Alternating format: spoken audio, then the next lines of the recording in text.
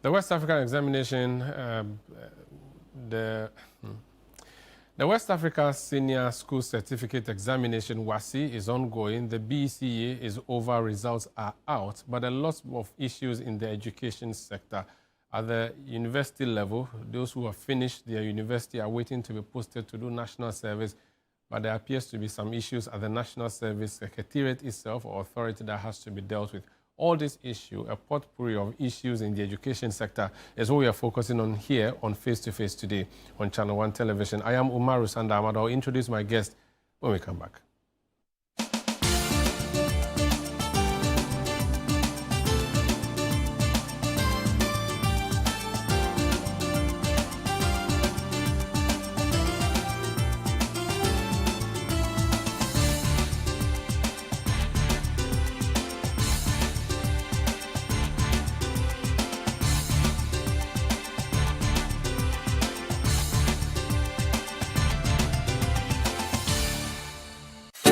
This October, Northern Ghana takes center stage. Get ready for the Northern Business Fair 2025, the ultimate one-stop shop for everything made in Ghana in the Savannah, Northern, Northeast, Upper East, and Upper West regions. From hand-woven smocks and intricate crafts to modern manufacturing, innovative packaging of made-in-Ghana products, and thriving homegrown businesses, it's a vibrant celebration of talent, innovation, and authenticity. Brought to you by Channel One TV and 97.3 CDFM, it's the biggest trade fair showcasing Kenyan SMEs, startups, research bodies, and indigenous brands making waves across the nation. It's happening on Saturday the 25th and Sunday the 26th of October 2025 at the Tamale Sports Stadium. The time is 9 a.m. to 6 p.m. daily. Want to exhibit? Call 0205-973-973 today and book your space. Don't just hear about it, see it, experience it, and live it. The Northern Business Fair,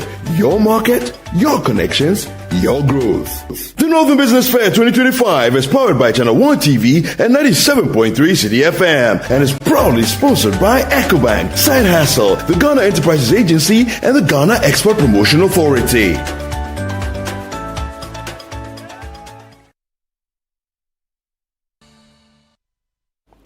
Thanks for staying with us. My guest today served as a Deputy Director General of the Ghana Education Service.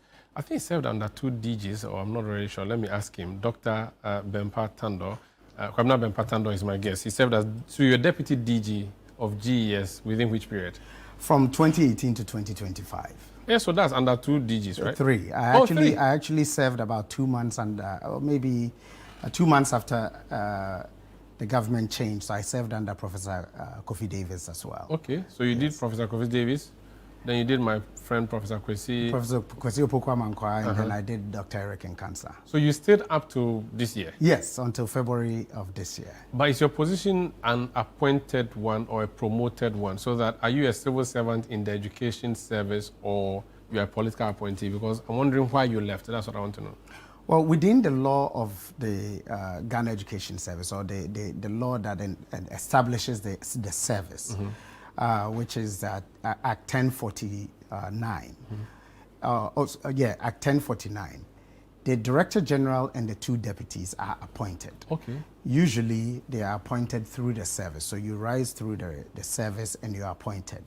In my case, I was appointed in 2018 under the old law, which is the 778, as Deputy Director General responsible for quality and access. So it is an appointed position, but once you are appointed, then you must go through the Public Services Commission to be confirmed as a public servant, and that at that point you are confirmed as a Director 1 public servant within the public services. But is your appointment supposed to be coterminous with the person who appointed you, i.e. the president, or how is it that you left the service? Well, I was appointed under the old law. So the old law was not coterminous with the president. Okay. But the new law has a term limit. Okay. It is 4 years of an appointment with an opportunity to renew for an additional 4 years. Okay. So a maximum under the new law that a Director General or a Deputy Director General can serve is 8 years, or 2 4-year terms. So you have done that. So by law, you are barred from continuing. That's why you left. Or you were removed because there's reset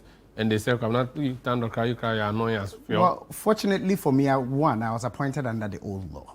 So because I was appointed under the old law, technically, I could serve till I was 60 years old. Okay. And I was not removed. In February, I made a decision, had a conversation with the Director General as well as with the Minister for Education, that I do understand the direction that His Excellency the President, John Dramani Mahama, is moving the country. And I believe that in order for that work to be able to be done, I need to step aside. So I wrote formally to the President to step aside from my role, to allow the President to ask someone who he felt could deal with his agenda to work with him on that agenda. So you resigned completely as DG, or you resigned just as Deputy DG, or resigned completely from the Education Service? I resigned from the Education Service. That's very magnanimous of you. Some people, they have to be pushed out. You jumped on your own. Well, you know, one of the things is that the work we are doing is about the children of Ghana. And there is no need to create any type of confusion or anything. So I stayed, as you said, I worked under Professor Opoku Amankwa, under Dr. Eric Nkansa. And when Professor Kofi Davis came in, my commitment to him was to ensure that his transition was smooth, helping him through the handing over and all of the work that needed to be done. Ironically, I left the day that the ministry completed its budget defense at the Ministry of Finance, because I wanted to be able to be available to support in at least a one-year budget cycle, or at least a plan for a one-year budget cycle. So it was on that Friday, February 21st, at the end of the budget cycle, that I tendered in my resignation. At least I had helped the ministry as well as the Ghana Education Service get a footing for 2025. Interesting. So it's for political reasons that you decided to leave, because you know that, well, your political ideology contrasts with the current government. I thought you, as a civil servant, because GES, you are a civil servant, right? I thought civil servants, regardless of who is in power, you are supposed to be the technical backbone of our nation. So you shouldn't resign simply because there's a reset. Well, you are the technical backbone. The Ghana Education Service is the technical backbone, really the implementing agency of the policies of government of the day. However, as I said, I was appointed by a president, and which appointment suggests that I have sympathies to the New Patriotic Party. And it is not just I have sympathies to the New Patriotic Party. I'm a member of the New Patriotic Party. You contested once? I have not contested a seat you tried before. Okay. No, have I tried? Okay. But the work we do is regardless of your political affiliation. Whether we like it or not, even the Electoral Commissioner votes. And so they vote one way or another. And so I knew that the work that needed to be carried out, it was going to be possible. If it was going to be possible for it to be done, the president needed to have someone that he can work with, can align with, can fully be able to work without the worry of sabotage. You know, while I have worked under 3 director generals and under 3 ministers for that matter, you know, it's still a human institution, and sometimes people feel a bit of concern. So in order not to create a situation where either you are asked to step aside or you're asked to leave, I thought the most honorable thing to do was to respectfully present my resignation. I wish I could clap for you, but I will not, because we are on TV, so I will not clap. Let's pretend this clap is out of, I'm out of order. But thank you. What's your background? Well, I have my bachelor's degree is in urban and community planning. So I have a planning background. Then I have a master's in social work and social development. And then my PhD is in educational leadership and administration. So I have an array of background that really, but then my professional work experience, I've spent more than 2 decades in the education space within both tertiary and pre-tertiary education. In the US, I taught in a number of universities as an adjunct professor, not a professor. GTech should not come for me, but in the US, we work as adjunct professors. Then I was a department head So I managed a human services department with professors working under me at St. Louis Community College for about 3 years. Then from there, I moved to Nigeria, where I started a bulk of my work in pre-tertiary education, working in Christ, the Cornerstone International School, or CTC International School, with 3 campuses, 2 in Lagos and 1 in Ogun State. Then somewhere in 2011, I moved to Ghana. I worked in a number of educational institutions, both tertiary and pre-tertiary institutions. In 2014, I was asked by Anglo Gold Ashanti to support them in Obuasi. So in negotiations with them, I moved there to do work as the executive director of schools, where I helped them start a Cambridge International School called WB, or Williams and Brew International School. Then in 2017, I moved to Accra to do more consulting work. And it was during that time that I got the opportunity to become a World Bank consultant to the Ministry of Education. And then while I was at the Ministry of Education, the free SHS beginning and the crisis that we saw after the initial entry and the excitement that brought more people to register for the BECE, it led the government to look at what are we going to do to support the influx of students. And so I was called upon to design what is now famously the double track system. So I am the chief technical officer. You are the brain behind the red, gold, green. The NDC for it, he's the one who caused it. I'll talk about that. But so what are you doing now that you are out of public office? Well, I've had a consulting firm since 2009, and every time I'm in full-time work, it goes into dormancy. So after I stepped away from my role in 2025, February, I upskilled my consulting firm. It is called the Orpington Group. We focus on 3 key areas: educational research, educational advisory, and then educational investment. Now, in terms of educational investment, we don't have the money to invest, but we advise those that invest, both government and then private entities, as well as NGOs that want to invest in education. How do you ensure that you have value for money, and then you are doing proper evaluations of your investments? I see. That's what we are doing. Let's talk now about, so double track is a subset of Free Senior High School. So let's take it from the top. The Free Senior High School was rolled out by the Akufo-Addo government. You were the technical leads as the people at the education service in charge of the project. Generally, what's your assessment of the Free SHS, having seen it for 8 years and looking at it from outside? Would you say it has been executed perfectly, or with hindsight now on your side, you would say that there are some things you could have approached differently? Ironically, today, Tuesday, the 9th of September, while it is not the exact day, it is about 3 days away from when Free SHS was launched 8 years ago. It was launched on Tuesday, September 12th, 2017. And over the past 8 years... At WAS, right? Yes, at West Africa Senior High School. And over the past 8 years, Free SHS has been a game changer. It has really provided access to education for thousands, millions of young men and women. And so it is quite appropriate that we recognize, especially on this day, His Excellency, the former President, Nana Addo Dankwa Akufo-Addo, for his persistence, because he started to work with Dr. Bawumia back in 2008 about free education. And then to also commend Dr. Matthew Poku Prempeh as the minister who really stood and really helped to execute this. Free SHS has done such a tremendous job in terms of providing access. And I think it is important to understand that Free SHS had said that it was going to do a number of things: access, quality, equity, and relevance. And so in terms of how it has performed, I believe that it has been exceptional.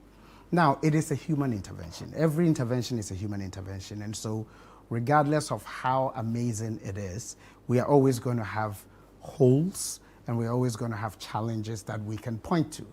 But if as an educationist or as a teacher, on the score of access, Free SHS has done such a tremendous job in providing access through the double track as well.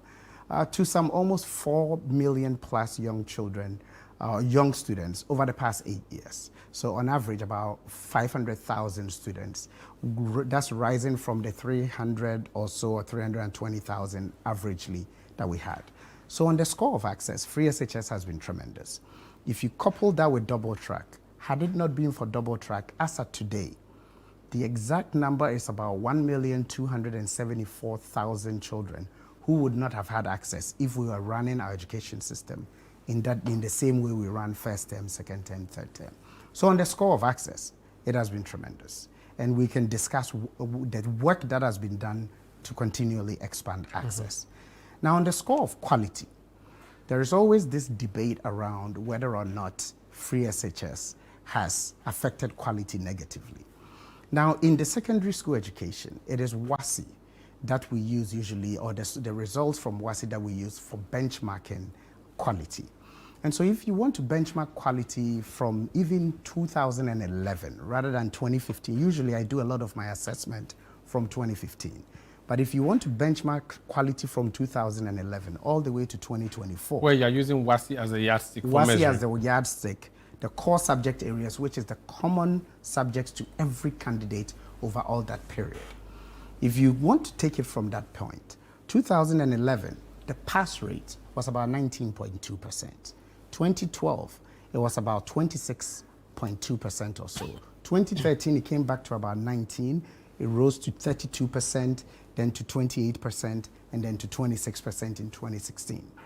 In 2017, those students were not free SHS students, but their rate went to about 40%. 2018, it went to about 43%. 2019 was the last year of the non-free SHS students. At 2019, we were at about 49%. The first cohort of free SHS students who wrote the exam sometime in September, October because of COVID, and where they had to write the exams in nose mask, they averaged some 58%. They were also the first group of students since 2011 that all 4 subject areas, they got 50% or more in each of the 4 core subject areas. And since then, no core subject area has had less than 50% or more. 2021 was the first year of double track students. They had 63%. And since then, we have always hovered between 63% and 68% up until last year. So in terms of quality, the data destroys the argument that free SHS came to dilute quality or at least learning outcomes. Now on the score of equity. I'll let you go to equity, but before then on quality. So there's one thing measuring quality using the outcome at WASSCE. Yes. But there's another thing comparing quality using the real facts on the ground. So that I go to my school, Tema Secondary School, and I find that they are setting fire in a hearth to cook outside the kitchen instead of using gas cylinders, which I did in 2000, what I saw in 2003 as a student. That is a quality issue that you are not talking about. No, yes, and I'm happy. The quality of the food is also quality. It's not assessed at WASSCE, but it's a problem which is seen. Children return home and their parents say they're not well. Some have bloated, some are starving, some are skinny. Well, I am issue. happy to have all of this conversation. Yes, so that's under quality, and I wanted to deal with it. On the area of cooking with firewood, maybe then it is interesting that Tema Senior High School, my sister went to Tema Senior High School. She completed 6th form in 1995 in Tema Senior High School. So maybe there's been a retrogression in terms of what Tema Senior High School was doing when you were there in terms of gas. But we know that progressively, a lot of work is being done in the schools around how to cook in the kitchens. But the firewood continues to be used in a lot of schools. Work is being done by previous governments and the current government to reduce the use of firewood and, for that matter, smoke and all those things. Now, in terms of quality of food, we can all attest to the fact that especially during the first term of His Excellency President Akufo-Addo's administration and under Dr. Matthew Poku Prempeh, food was not an issue because of the work that Dr. Matthew Poku Prempeh was doing with buffer stock as a way to ensure that food was being supplied to all of the schools. Post Dr. Matthew Poku Prempeh, decisions were made by the then minister, around who was going to supply food, bringing in commodities and exchange. Of course, that was a ministerial decision that then created some of these challenges. But something was working that a minister at the time decided, we don't know why he made that decision, to create these. So we should blame the challenges we saw in the senior high schools post-NAPO, we should blame it on Dr. Educhum, who took over as deputy minister, promoted to minister. The problems, we should lay them before him because it was policy interventions that went bad from the minister's side. Well, the thing is that in whether you are the best education person or anything, when you are made a minister of education, you have a number of technical people that you work with. Within the ministry, you have the chief technical officer who is the chief director. You have directorates within the ministry that do a lot of policy advising for a minister. Then you have implementing agencies like the Ghana Education Service, you have GTEC, you have NASIA, you have NACA, that provides technical support. Yeah. Now, it is very, very critical that as a minister of education, regardless of what you think you know, that you work with the technical people who are on the ground. Was that absent under Educhum? There were challenges. There was a communication problem. I believe that the biggest challenge was that because he felt he was in education, that he knew better. He could do it. But regardless of who you are, you need to be able to work with the people on the ground who understand the work.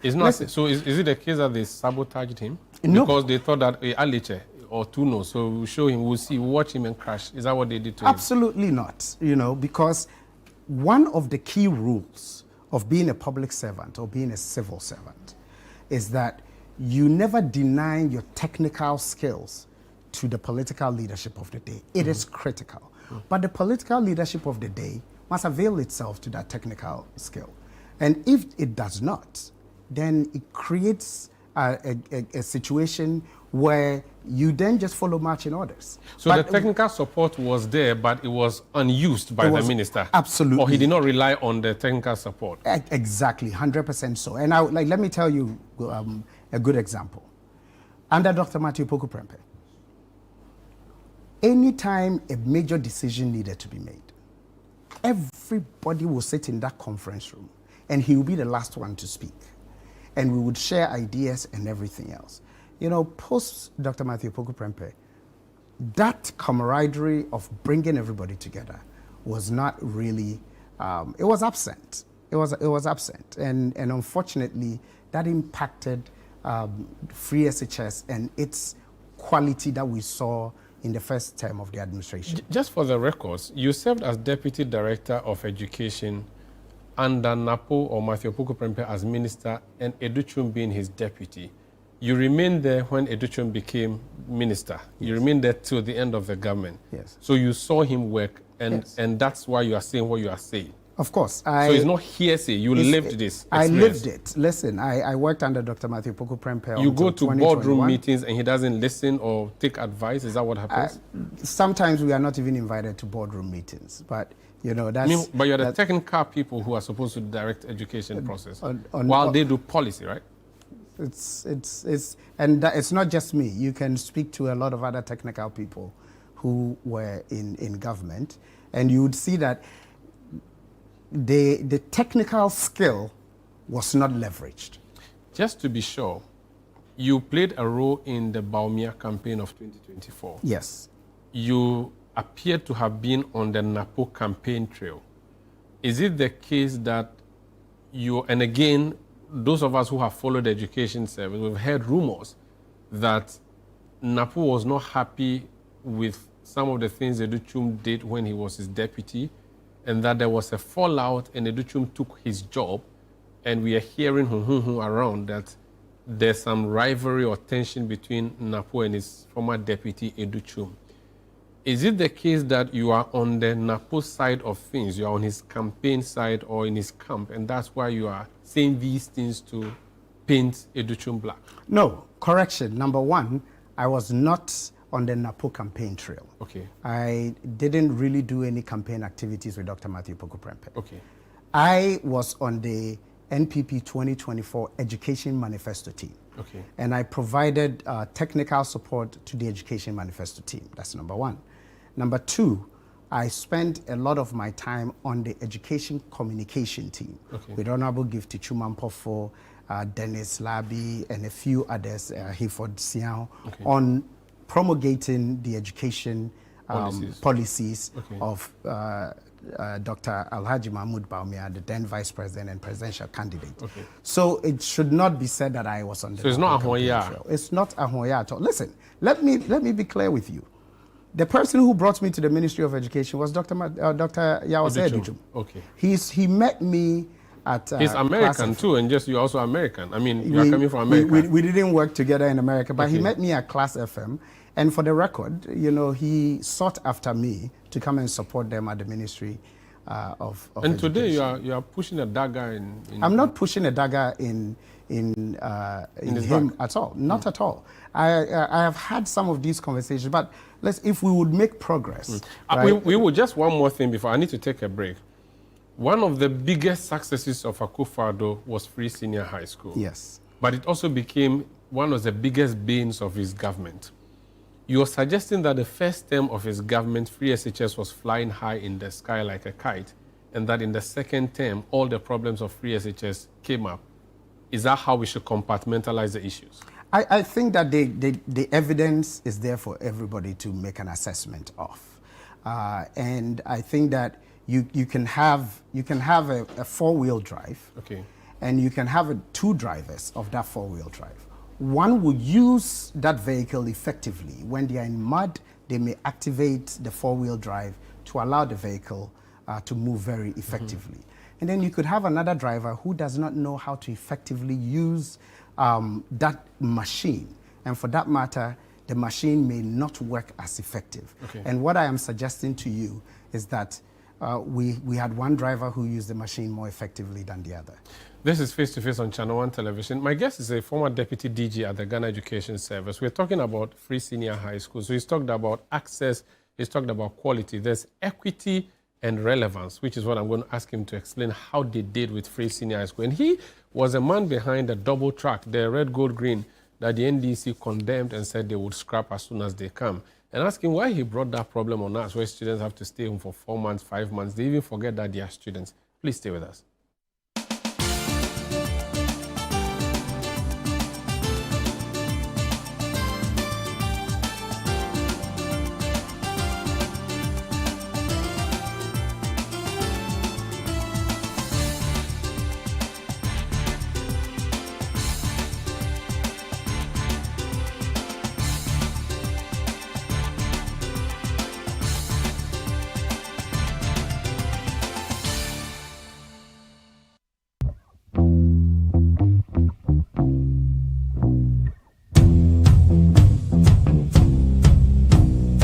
Habibi, my people, welcome to Dubai. My name is Sheikh Alkal bin Maktoum.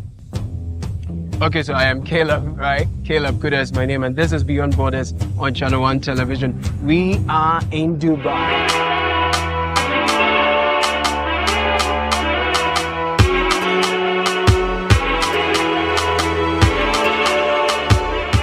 So join me.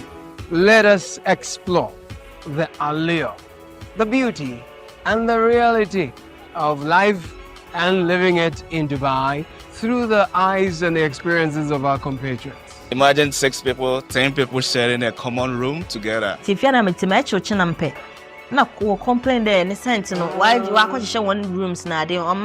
It doesn't smell pleasant. Or haunting no complaints now, baby, until they fear no tomb. Dubai is one of the most organized, highly resourced, and well-endowed countries you would find.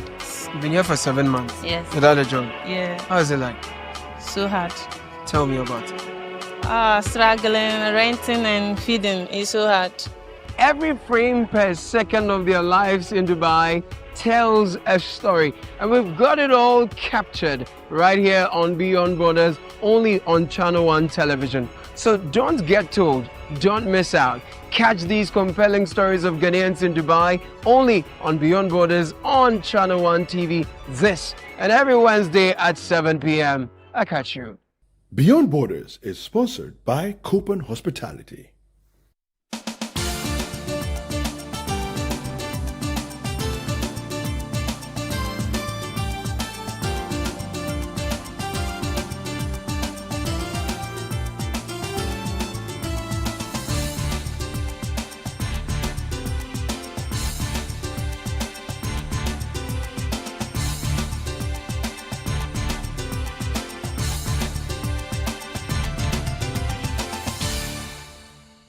Yeah, welcome back. This Face to Face on Channel One Television. I'm Umaru Sandam, and my guest is Dr. Tando. He's former Deputy DG of the Ghana Education Service. We're talking education. We'll provide some solutions on how to deal with our BECA, our senior high school, and even university. And I'll ask him about the stress-free. Mahama is giving free university fees. I'm sure it is paining him and his party. I'll ask him what he makes of that. I've just received information that the Mo Ibrahim Index has ranked Ghana's education as second only to Tunisia on the African continent. That is a big credit to the man who couldn't activate the four-wheel drive in a vehicle that was given to him in the last 4 years. Or that credit should go to this current government. Where does it lie? That credit should go to the work that was done by former President, His Excellency Nana Addo Dankwa Akufo-Addo, and his persistence on ensuring that a lot of work was done in the education space. We do focus a lot on free senior high school, but I think it is important to understand the work that was done, especially between 2017 and 2020, in the area of reforms, curriculum reform, in the area of teacher education reform, in the area of the teacher licensing reform, in the area of even tertiary education. In the reform. area of no textbooks for schools, that's a big problem. How are you celebrating this? It is quite interesting because, especially if you look at free SHS. When I was in school, they used to give us government textbooks, the right government property, strictly not for sale. I couldn't pronounce the word strictly at the time, but I knew there were free textbooks in my headmaster's office we go to use during lectures. You came and there was no textbook for students. That's a problem. The curriculum was reformed in 2019, the standards-based curriculum, which is KG through primary 6, was done in 2019. It was launched in May 2019. When that curriculum came out, we know that in the process of education, usually curriculum comes out and then you work with publishers, textbook writers, to then write the textbooks that accompany the curriculum. The standards-based curriculum was rolled out in May 2019. When it was rolled out, we knew at the time that it would take publishers anywhere between sometimes from 8 months to 18 months to get textbooks out. So from the moment that curriculum was rolled out, we did what was called the Teacher's Guide to ensure that every single teacher had a guide on how to implement that curriculum.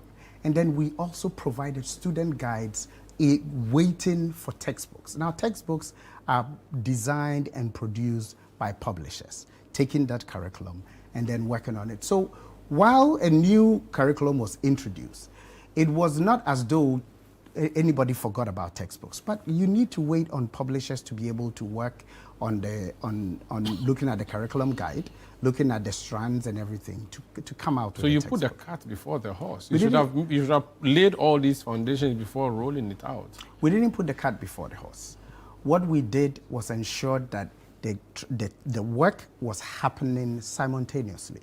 And so, But one delayed, and that became a problem. and because we knew the publishing aspect delays, that is why we put in an interim measure of ensuring that there were student guides and teachers' guides to ensure that the curriculum could be implemented.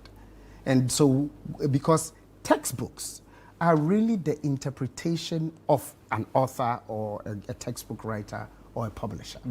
Based on the guidance, Yes. guides given them. And now, one of the things we need to understand is that, yes, for a long period of time, we have, including myself, we have been used to a teacher telling us, open to page 5, and then we'll follow the teacher through the textbook. But really, a textbook is the key source, but it is also one of the sources of a teacher's ability to teach. And a teacher usually uses the textbook as a reference, and then sometimes at the end of a chapter, There may be assignments that a teacher can sometimes ask students to try their hands on. So because we knew that textbook was one of the key parts and they were not going to be ready immediately, what we did was we ensured that the teacher still had the resource of a guide. And that lesson guides were also being available for students waiting for publishers. Okay, let's talk about the equity aspect of Free Senior High School, which is what you really were supposed to do. People said equity meant don't let everybody go for free, and that your government, your party was headstrong, and that people whose fathers owned limousines were sent to Free Senior High School and made not to pay school fees when they can, and that should have made people. In fact, there are so many people, even including finance minister at the time, who said, let people who can pay. You said Darby, even PTA contribution. You said Darby, you were sacking headmasters simply for collecting dues to go and buy furniture. That's Do you also, think the that's, equity that's, aspect you that's, failed? that's also not the case, that, headmasters were sacked for collecting PTA. One of them, I So, remember. but my let former me help you to understand something. On the score of equity, in order to figure out who should pay and who should not pay, you need to have a system for means testing to be able to figure out that KB Tando does not have the ability to pay, but my uncle in Goso, who is not in the same financial bracket, has the ability or does not have the ability to pay. So means testing was one critical part of it. And because we didn't have a situation where there was an opportunity for means testing, Free SHS needed to be available to Ghanaians. And at the end of the day, regardless of class. Regardless of class, at the end of the day, everybody that benefits from Free SHS pays some sort of a tax. Even those that buy pure water pays tax.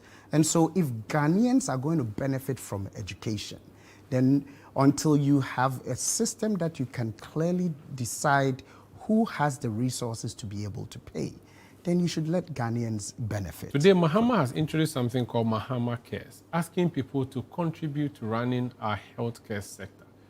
Do you not think that if you had also done something in the education sector, saying that, okay, education is free, but if you want to support the running of education, this is a fund, put some money inside. Don't you think that would have worked better? Omar, are you aware that that was done? It was done? It was done, but did People Ghanaians contributed? contribute? No. Are you sure? Yes. But people were willing to contribute. Yes. Parents were saying, we are happy, we want to pay for the thing. Our children are hungry. Give us a chance to pay. You say you won't let them. Omar, sometimes we need to really understand what is talk, and because that was done. Okay. On relevance On, of free so SHS. let me help you a bit with equity, because equity is not only about financial equity, but gender equity. When we started Free Senior High School, the percentage of girls in school were about 34%, as opposed to about 66% boys. But as of 2024, when we registered WASI, for the first time we had 52.3% girls, which is more equivalent to the gender equity within our Gender country. parity issues. The gender parity issues. That is important for us to also discuss. It is also important for us to discuss the public school equity, or those that come from my hometown. There is a village there called Pomakrum. There is Kasape. My hometown, or my area, there are lots of Pomakrum, Kasape, Akrodie, and children from there, because of the public school equity, had access to schools like Prempeh College, Wesley Girls, Achimota. So equity was on a number of fronts, and I believe that Free SHS put in a lot of effort to ensure that equity happened. So you did well with quality, access, Equity. equity and relevance. Relevance. Today, this government is continuing with Free Senior High School. What are the advice you can give to them to continue running the process? Because you guys are the brain behind that. Well, number one, I will commend the government for deciding to make a U-turn and to continue Free SHS. No, they didn't make a U-turn. Well, there was a lot of effort to try not to even get the Free SHS to begin.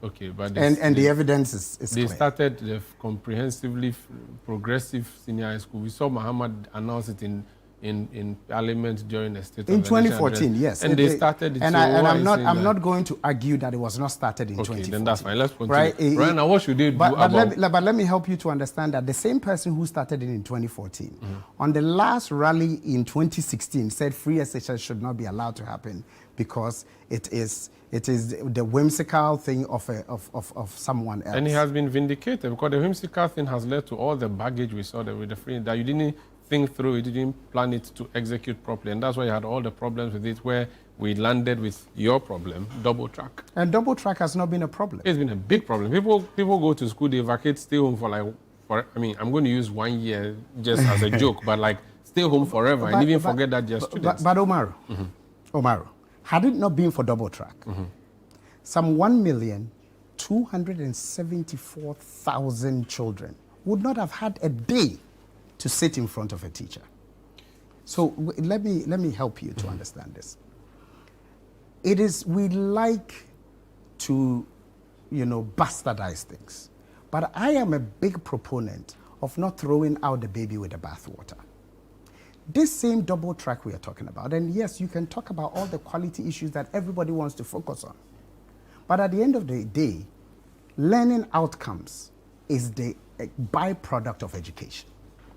And the learning outcomes in terms of quality flies in the face of all the noise that has been made around what double track has. So there's vindication. There is vindication because since 2020, the first set of free SHS kids, when they wrote that WASSCE exam, out of all of West Africa, 2.1 million students, only 465 students had 8 A1s, which means every subject they wrote, they had an A1.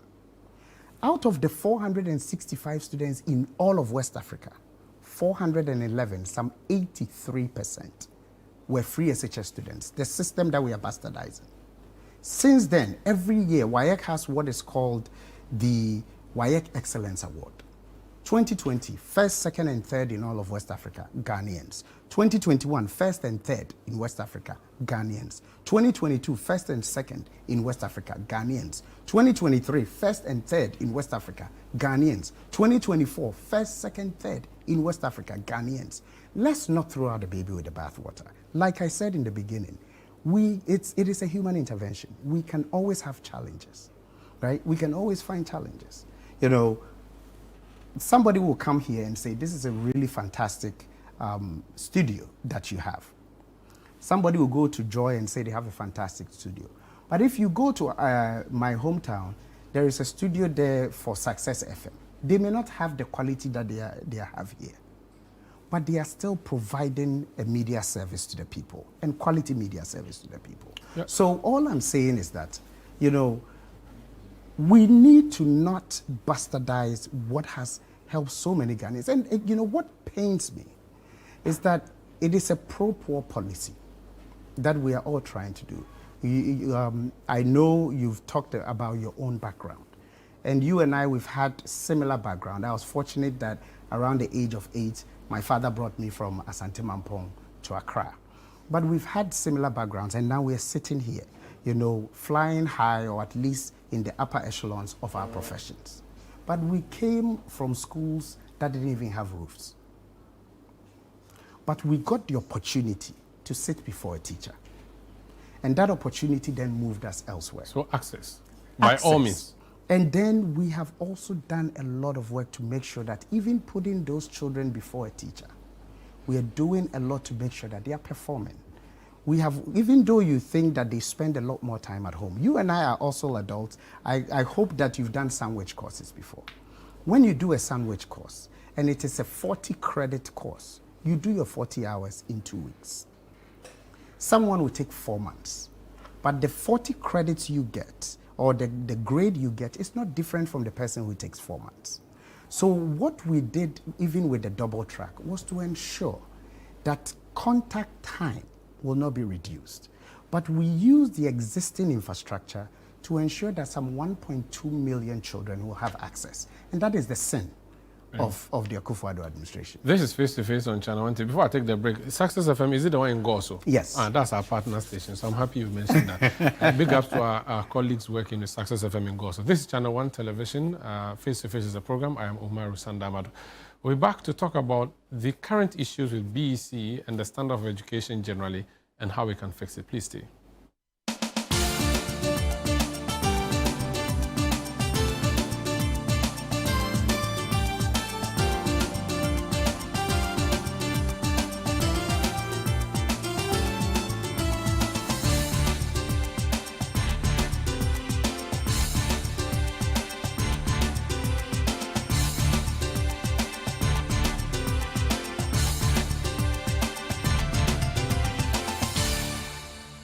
In a world filled with challenges, we all need guidance, hope, and a lifeline to anchor us. This is Lifeline, and I'm your host, Fred Crunchy Mensah. From social issues, relationship challenges, and family matters, Lifeline is here to inspire, uplift, and guide you on your journey. Where we give you support, where we hold your hand through the valley and through the thick and thins of life. Join Bishop Fred Crunchy Mensah I welcome you especially to Lifeline every Tuesday and Thursday at 10 p.m. right here on Channel 1 TV. Let's walk this path together, strengthen our faith, our families, and our lives. Lifeline, because every soul deserves a guiding light. Tune in to Lifeline on Channel 1 TV and let's grow together.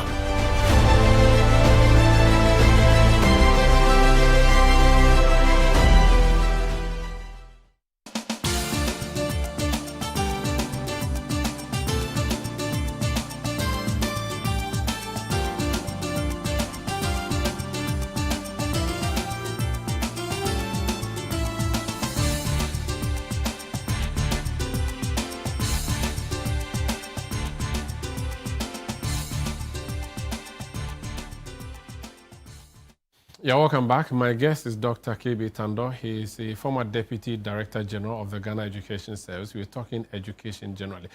Before I go to BEC and other pre-tertiary education issues, the sustainability of the free SHS is dependent on funding. Do you think the funding mechanism you left behind is sustainable, or there are some options that you think this government can explore to keep it flying high? Well, in the interest of ensuring that it is sustainable, there are a number of proposals and a number of things that we were putting in place. I would say that I am happy with the government's promise. We hope that it will manifest, right? But I'm happy with the government's promise of uncapping Get Fund so that Get Fund can provide the foundation for free SHS. Okay. We know that there are still challenges, but these things have been in perpetuity. Right? Monies have not gone to school since May, but that's fine. We know that sometimes it delays, but it goes. So on that score, I am happy with that proposals. My prayer is that they would uncap that Get Fund so that Get Fund can have the room to be able to support free SHS. Now, there are other things that can be done, and during the 2024 election, Dr. Bawumia presented some ideas, and the ideas are out there. If anybody wants to take them because it makes sense, it should is rely good on them. So let me give you an example. When we decide after double track, we knew that we needed to build some infrastructure. We knew that we needed about 1.5 billion Ghana cedis at the time to build that infrastructure.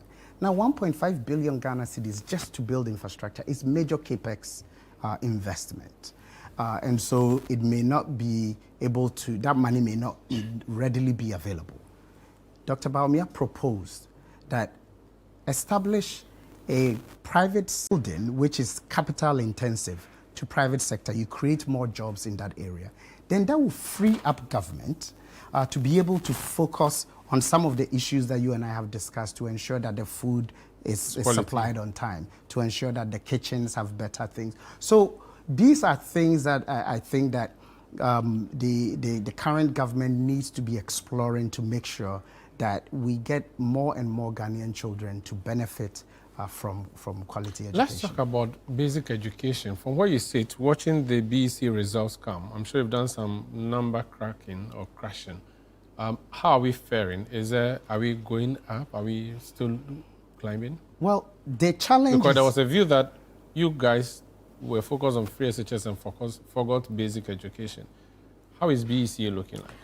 BEC and the score distribution of 1 to 9 has never varied from one year to another. Okay. Never. It has never varied from one year to another because BEC is a norm referencing assessment. So in a norm referencing assessment, the idea is that if you take any group of people in that particular period, there are those that are going to be very good, those that are going to be average, and those that are struggling. So in the norm referencing, you cannot do year-on-year comparison, but you can only compare the candidates to themselves or to their cohort group. So last year, the number of students who wrote BEC and got 1 in English were 4%. This year, 4%. 2013, 4%. 2003, when I wrote mine, 4%. When you wrote what? When I wrote my BEC. How can you write 2003 BEC? Because that's when I was sorry, BEC. 1993. You have grey beard. Me, I wrote This thing is 2003 scary. again, yeah. 1993. When I was beg 5 you. years old. We are 6 years. Are you old? Though? We are old. We are moving small. So BEC is a norm referencing. And in a norm referencing, it's a bell curve or it's shaped like a bell. So when you write the exam, regardless of the performance, the top 4% are the ones who will be issued a standard 1. Okay. The next 7% are issued a standard 2. Okay. The next 12% standard 3. The next 17% standard 4. 20% are in standard 5. Then 17, 6, 12, 7, 7, 8, and then 4, 9. So if we write that examination, because we use a norm reference, that is how the standard 9 is applied.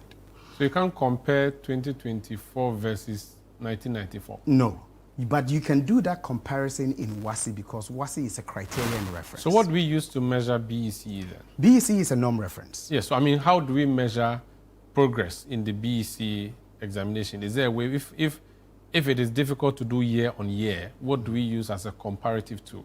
Well, it is one of the reasons why and I hope this government will continue. It's one of the reasons why when BEC is done, because basically what BEC is doing is helping you to understand a student's performance so that you know what intervention to provide them in senior high school.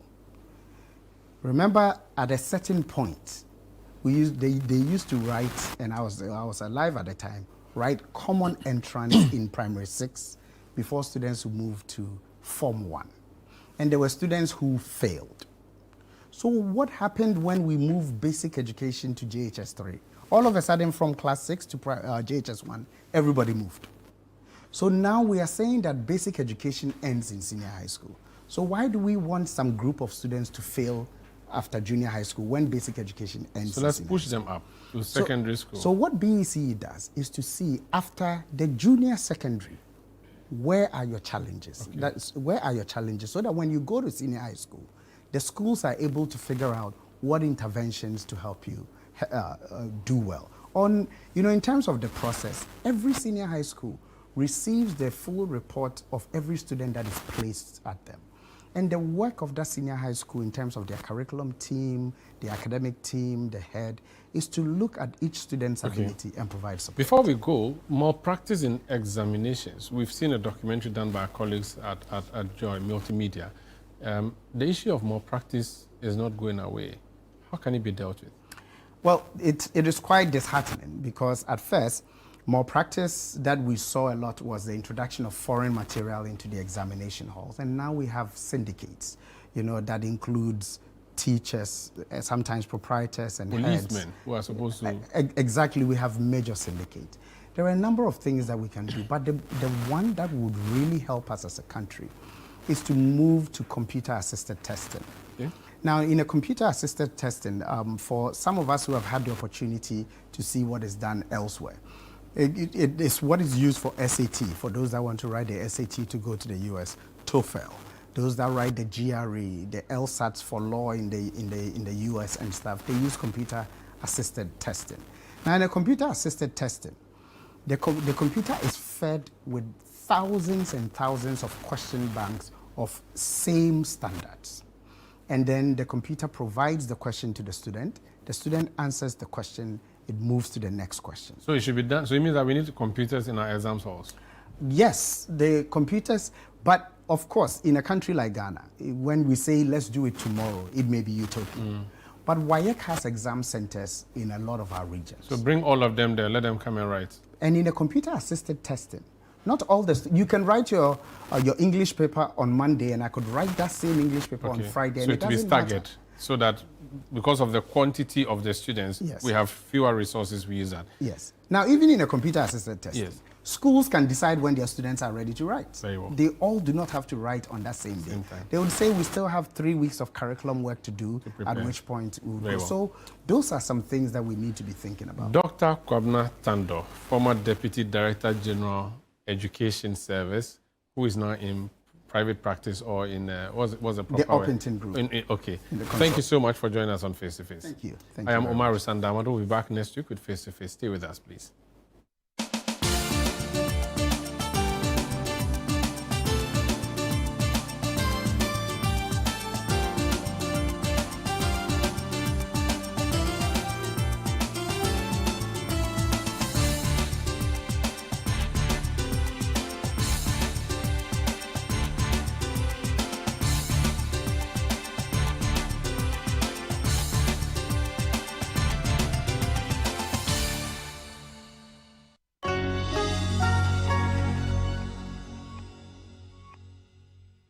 It's time to promote volunteerism, active citizenship, and patriotism in Ghanaian society, where we shine the spotlight on the unsung heroes among us. Today, we're not just launching a program, we're igniting a revolution of skills, dreams, and hope. On Volunteers TV, we highlight and celebrate people and groups that are great examples to us all. Every single region in Ghana, we're doing something. Good. So no one's being left behind. Over 800 kids that come to school, so having an extra classroom, extra resources will be really, really beneficial. If you're a volunteer, you are actually serving because you are giving up your time and resources for nothing in return.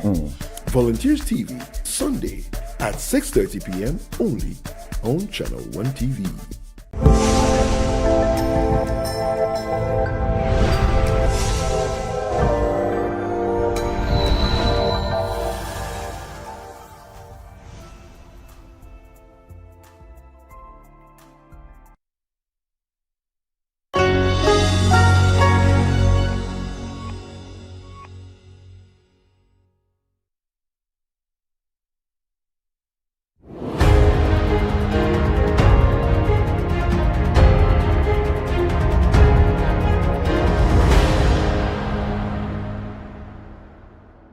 Hello, my lovely people. This is Fred Kranchi Mensah, and you are watching Lifeline, where we give you support, where we hold your hand through the valley and through the thick and thins of life.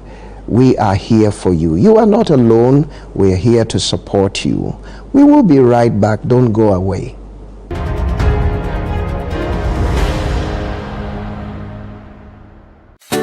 This October, Northern Ghana takes center stage. Get ready for the Northern Business Fair 2025, the ultimate one-stop shop for everything made in Ghana in the Savannah, Northern, Northeast, Upper East, and Upper West regions. From hand-woven smocks and intricate crafts to modern manufacturing, innovative packaging of made-in-Ghana products, and thriving homegrown businesses, it's a vibrant celebration of talent, innovation, and authenticity. Brought to you by Channel 1 TV and 97.3 CDFM, it's the biggest trade fair showcasing Kenyan SMEs, startups, research bodies, and indigenous brands making waves across the nation. It's happening on Saturday the 25th and Sunday the 26th of October 2025 at the Tamale Sports Stadium. The time is 9 a.m. to 6 p.m. daily. Want to exhibit?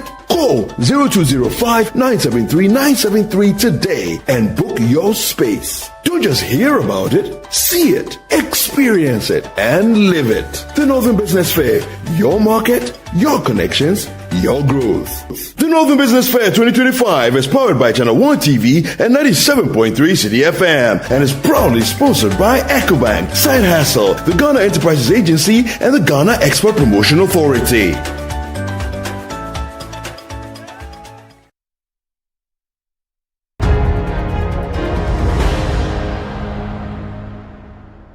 Welcome back, my dear friend. I am happy that you have joined us today.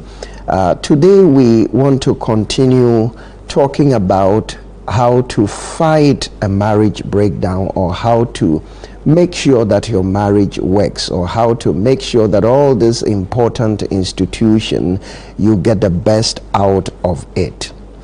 Many years ago, I was talking with a very prominent pastor. We were talking about marriage and normal challenges that come up in marriages. And he said to me, since I married for over 30 years, I have not had a disagreement with my wife. So I went back and I looked at him again and I asked myself, of course I didn't have the guts to ask him, I would have. I asked myself, is Satan still the father of all liars, or he handed over to this man? How can you tell me that two people from different backgrounds, two people who were not raised by the same parents, how can you two be together and never have a disagreement? Sometimes it's not the disagreement that's the issue, but your ability to talk through and to walk through your differences and your disagreements. That's the main issue. So what I'm saying is that every marriage will have challenges. Oh yes, because it is a covenant relationship between two people from two different backgrounds who have been raised differently. They have different orientations, and it is particularly between a man and a woman who are not the same. Listen, the way a man understands issues is different from the way a woman understands them. You see, it is said that the brain of a woman is a little bigger than that of a man and more complex than that of a man. So how can these two people be together in an institution and we will never have challenges? Yes, it's okay to talk by faith and say challenges will never come, but the reality of the matter is that sometimes challenges will come. There will be disagreement. If it will not be over finances, how we should dispense money, or the kind of investment we should do, it might be differences over how to raise your children. There definitely will be challenges. It is normal. Challenges in relationships are normal. God said the moment Adam sinned and Eve sinned, God said there has been conflicts introduced into relationships. Genesis chapter 3 and verse 6, he said, a woman, I will multiply the pain of your childbirth, and your desire will be to your husband. In other words, your husband may lord it over you, and there will be relationship conflicts. You see, you are not the only person who is having difficulties in your marriage, and you won't be the first and you won't be the last. It is a company of a lot of couples. You are in a good company. The fact that you're having challenges does not mean you should quit. It does not mean you should give up. Challenges are part of life. And in this context, challenges are part of every marriage. Every marriage has a story to tell. Every marriage once a while goes through turbulence. Every marriage once a while goes through the difficulties of life. You are not alone.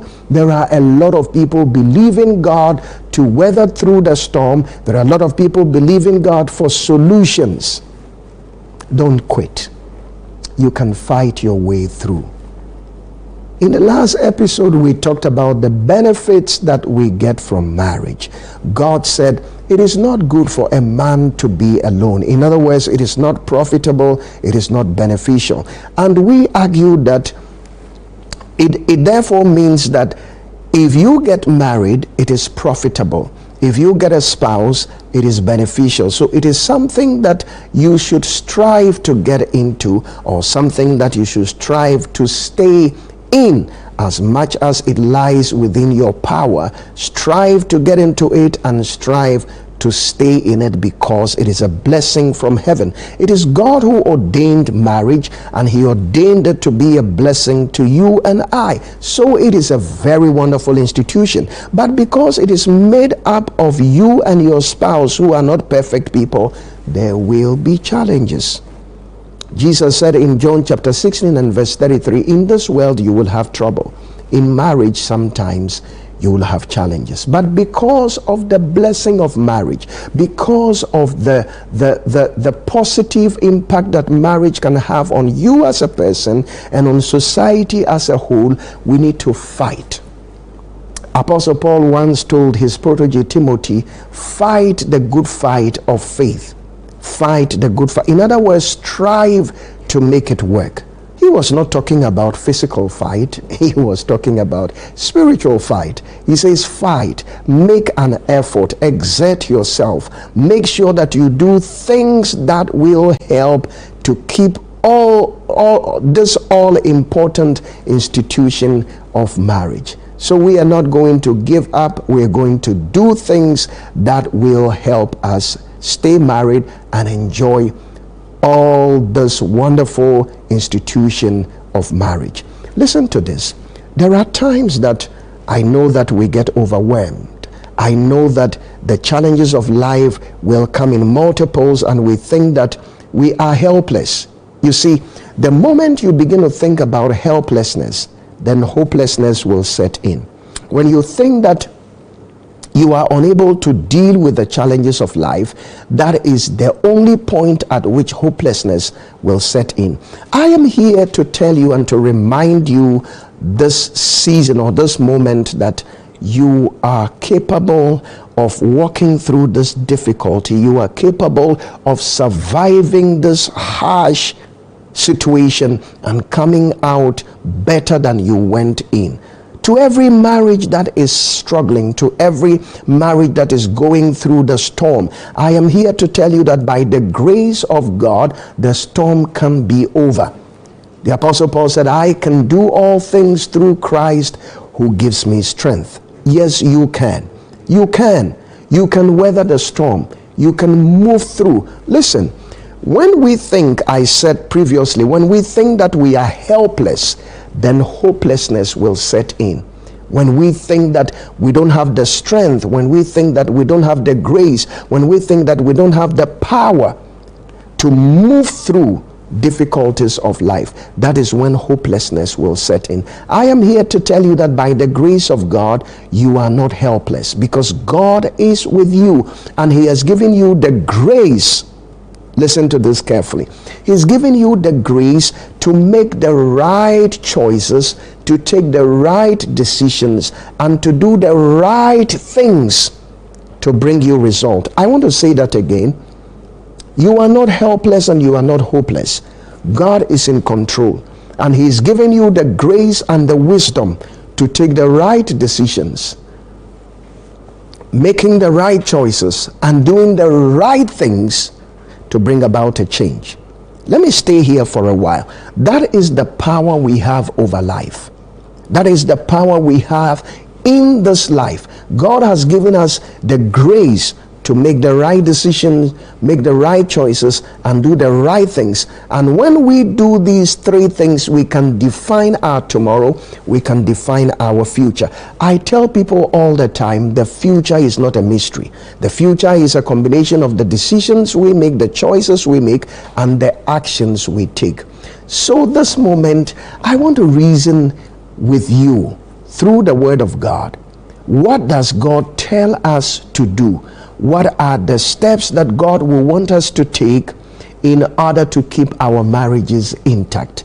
How can we stay married according to the Word of God? We are going to go through this process by Scripture, or looking at Scripture to help us to stay married.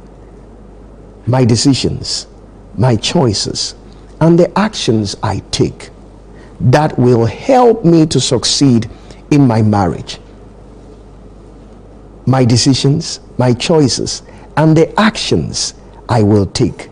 This will give you power over every situation in life. My decisions, my choices, and the actions I take. God is always encouraging us. Joshua said, choose ye this day whom you will serve. You need to make a choice today. You need to take a decision. In Job chapter 22 verse 29, NIV says, you will decide on a thing and it will be established. Make a decision today. Listen, I am talking to you about three things. Make a decision today to make your marriage work. Decide in your mind, I am going to make this work as long as it lies in my power. As long as my life is not in danger, I will work out this. Decide. Number two, make a choice. Take that road to make it work. And number three, do something practical to make it work. We will take a short break, and when we come back, I will give you practical tips, tried and tested from the Word of God to help you. See you soon. Don't go away.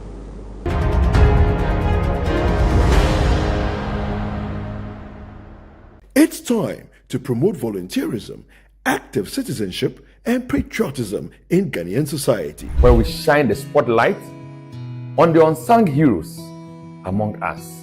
Today, we're not just launching a program, we're igniting a revolution of skills, dreams, and hope.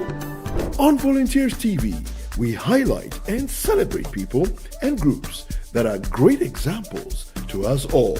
Every single region in Ghana, we're doing something. Good. So no one's being left behind. Over 800 kids that come to school, so having an extra classroom, extra resources will be really, really beneficial. If you're a volunteer, you're actually serving because you are giving up your time and resources for nothing in return.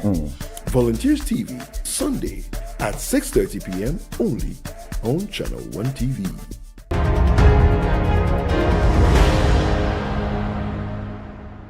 Welcome back, my dear friend. We have been talking about something very, very important to your life, to your home, and to society at large. We have been talking about how you can fight a marriage breakdown, how you can fight and do everything possible to make sure it does not break down. The challenges will come, the troubles will come, but understand that God has given you the power to weather the storm. He's given you the power to take decisions, to make choices, and to do things that will help you out of these challenges. And I want to put into your hands some practical tips that you can follow to make sure this works. How about forgiving? How about practicing forgiveness? Listen, once you are in a relationship with human beings, you will get offended. Jesus said offenses will come. There will be things that will touch you emotionally. There will be things that will offend you. There will be things that your spouse will do, whether your husband or your wife. They will do things to hurt you. They will do things to offend you. Offenses will come because we are not perfect people. We are trying to be like Jesus. We are not there yet. If your partner does not offend you in word, they will offend you in action. In either way, there will be offenses. And I know that some of you have been so offended, you're finding it difficult in forgiving your spouse, and that is why the marriage seems to be breaking. Listen to me. Draw closer. Let me talk to you. Try forgiveness. Try forgiveness. Try to drop that charge and try to give your spouse a clean slate to start afresh. You see, forgiveness is very wonderful when you are receiving it, but it's very difficult when you are giving it. But we have to try to forgive, because one of the things God does all the time for us is to forgive us. And you can also forgive your spouse. The Bible talks about a servant who owed his master so much, and the master forgave him, and then his co-worker owed him some very small amount of money. When he had been forgiven of billions of dollars by his master, he went to his co-worker holding his neck for a few thousands of dollars. And the Bible said when the master heard, he said, "You are a wicked servant." What is the morale of this story? God is saying to us, we have been forgiven by him. We sinned so heavily. He forgave us. He dropped the charge. I love this episode on the cross of Calvary. They humiliated Jesus, they stripped him naked, they put stripes on his body, they spat on him, they did all kinds of bad things to him. But Jesus on the cross, he said, "Father, forgive them, for they do not know what they are doing." Stephen was being stoned, he was being killed by his enemies, and he prayed for them. Forgiveness. Job chapter 42 and verse 10. And the Lord restored the fortunes of Job when he prayed for his friends. Who were his friends? The ones he categorized as miserable comforters. According to Job chapter 16 and verse 2, he called them miserable comforters. They came to worsen his situation. But when he forgave them and he prayed for them, restoration came. My dear friend, dear husband, dear wife, try forgiveness. Try to drop the charges. Try to deal with that resentment that comes to you when you remember what your spouse did against you. You are still in bitterness. That's why the marriage is not working. Forgive them. Ah, Bishop, you don't know what he did. Did he kill you? Oh, Bishop, it would have been better if he had killed me. If Jesus could pray for his enemies when they were crucifying him, then there is nothing we cannot forgive. Every sin is forgivable. He cheated, it can be forgiven. She cheated, it can be forgiven. How did they offend you? You can forgive them. One day, Peter was speaking to Jesus. When Jesus was talking plenty, I am leaving and I am leaving you to continue this work, and I'm leaving you to do this, and I'm going to the Father. Then Peter looked around him. He saw a doubting Thomas. He saw a political James and John. These guys went to Jesus with their mother and they were going to fight for political seats. When you come in your kingdom, put me at the left, put my brother at the right. When they were busy doing evangelism, these were political people. He saw the thief Judas in the team. He saw all these funny disciples, as human as they were. They had been with Jesus for 3 years. He had taught them. We are all expecting that they would be just like Jesus, but they were still human beings. Some of them were stealing from the cafes. Some of them were doubting. Some of them were being political. So Peter looked at Jesus and said, how many times did you say that I should forgive my brother when they offend me? Then he prescribed his own medicine 7 times. Because he looked at his capacity. Okay, if I see myself, the way I am proactive, the way I am choleric, the way I don't have patience, I think I can forgive for 7 times. So he gave his own prescription 7 times. Jesus said, no. 70 times 7. That is 490 times.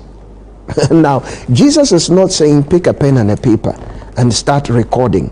And then when it is 490 times, you stop forgiving them. He is saying that if you can do it for 490 times, it will become your second nature. You can forgive quickly, you can forgive instantly. The experts say that when you do it 71 times, it becomes your second nature. So then Jesus says, practice it continuously. Let it be your second nature. No matter how many times they sin against you, forgive them for your own sake. For your own mental health and for your own physical health, forgive them. Practice forgiveness. Forgive. And forgive quickly. I said forgive. Read my lips. Forgive. Drop the charges. We all make mistakes.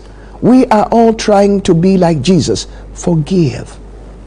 Forgive. And after you have forgiven, I am encouraging you to communicate. I am encouraging you to talk. Spouses, talk, communicate. When you allow that communication gap to keep widening, the marriage will break, unfortunately. So come together and start communicating. I know that we men, when it comes to communication, we have a little challenge, and it is not your fault, because every woman is blessed with 15,000 words in a day. When it comes to a man, you can only speak 7,000 words in a day. So the question is, when I have spoken my 7,000 with my spouse, we all have exhausted our 7,000. The 8,000 reserve that my wife has, where should she take it? No wonder Satan came and spoke to Eve. Husbands, when you don't communicate with your wives, they will get the wrong information from the wrong source. It is very interesting to know that Adam was right there with Eve when Satan came, but they lacked good communication. They were not talking. Eve had exhausted her 7,000 exchanging words with Adam. She had 8,000 in her reserve. So when Satan came, she was active, vocally active, intellectually active. Let's talk. Let's discuss. And Adam was right there on Pekasa, observing, and Eve was taking the wrong information from the wrong source. Listen to me, husbands. Don't be a second Adam. Don't make that mistake that Adam made. It's the reason the whole world was thrown into sin. Communicate with your spouse. Give them the opportunity to express themselves. I recommend that every day set aside about 30 minutes. Put away the phones. These days you see spouses communicating. Once they come from work, work follows them from the work to the house. And even what is not work follows them. They are on the phone, in the hall watching TV. They are on the phone, in the bedroom. Listen, sometimes, even when you want to have a time together, spouses can be having their phones around. Can you put the phone somewhere? Can you block social media for a moment and let your marriage be of prime importance to you? Communicate. Take away all the distractions. Sometimes get help. Get somebody to help you with the kids. Go somewhere, just you and your spouse. Go and talk. Go and talk.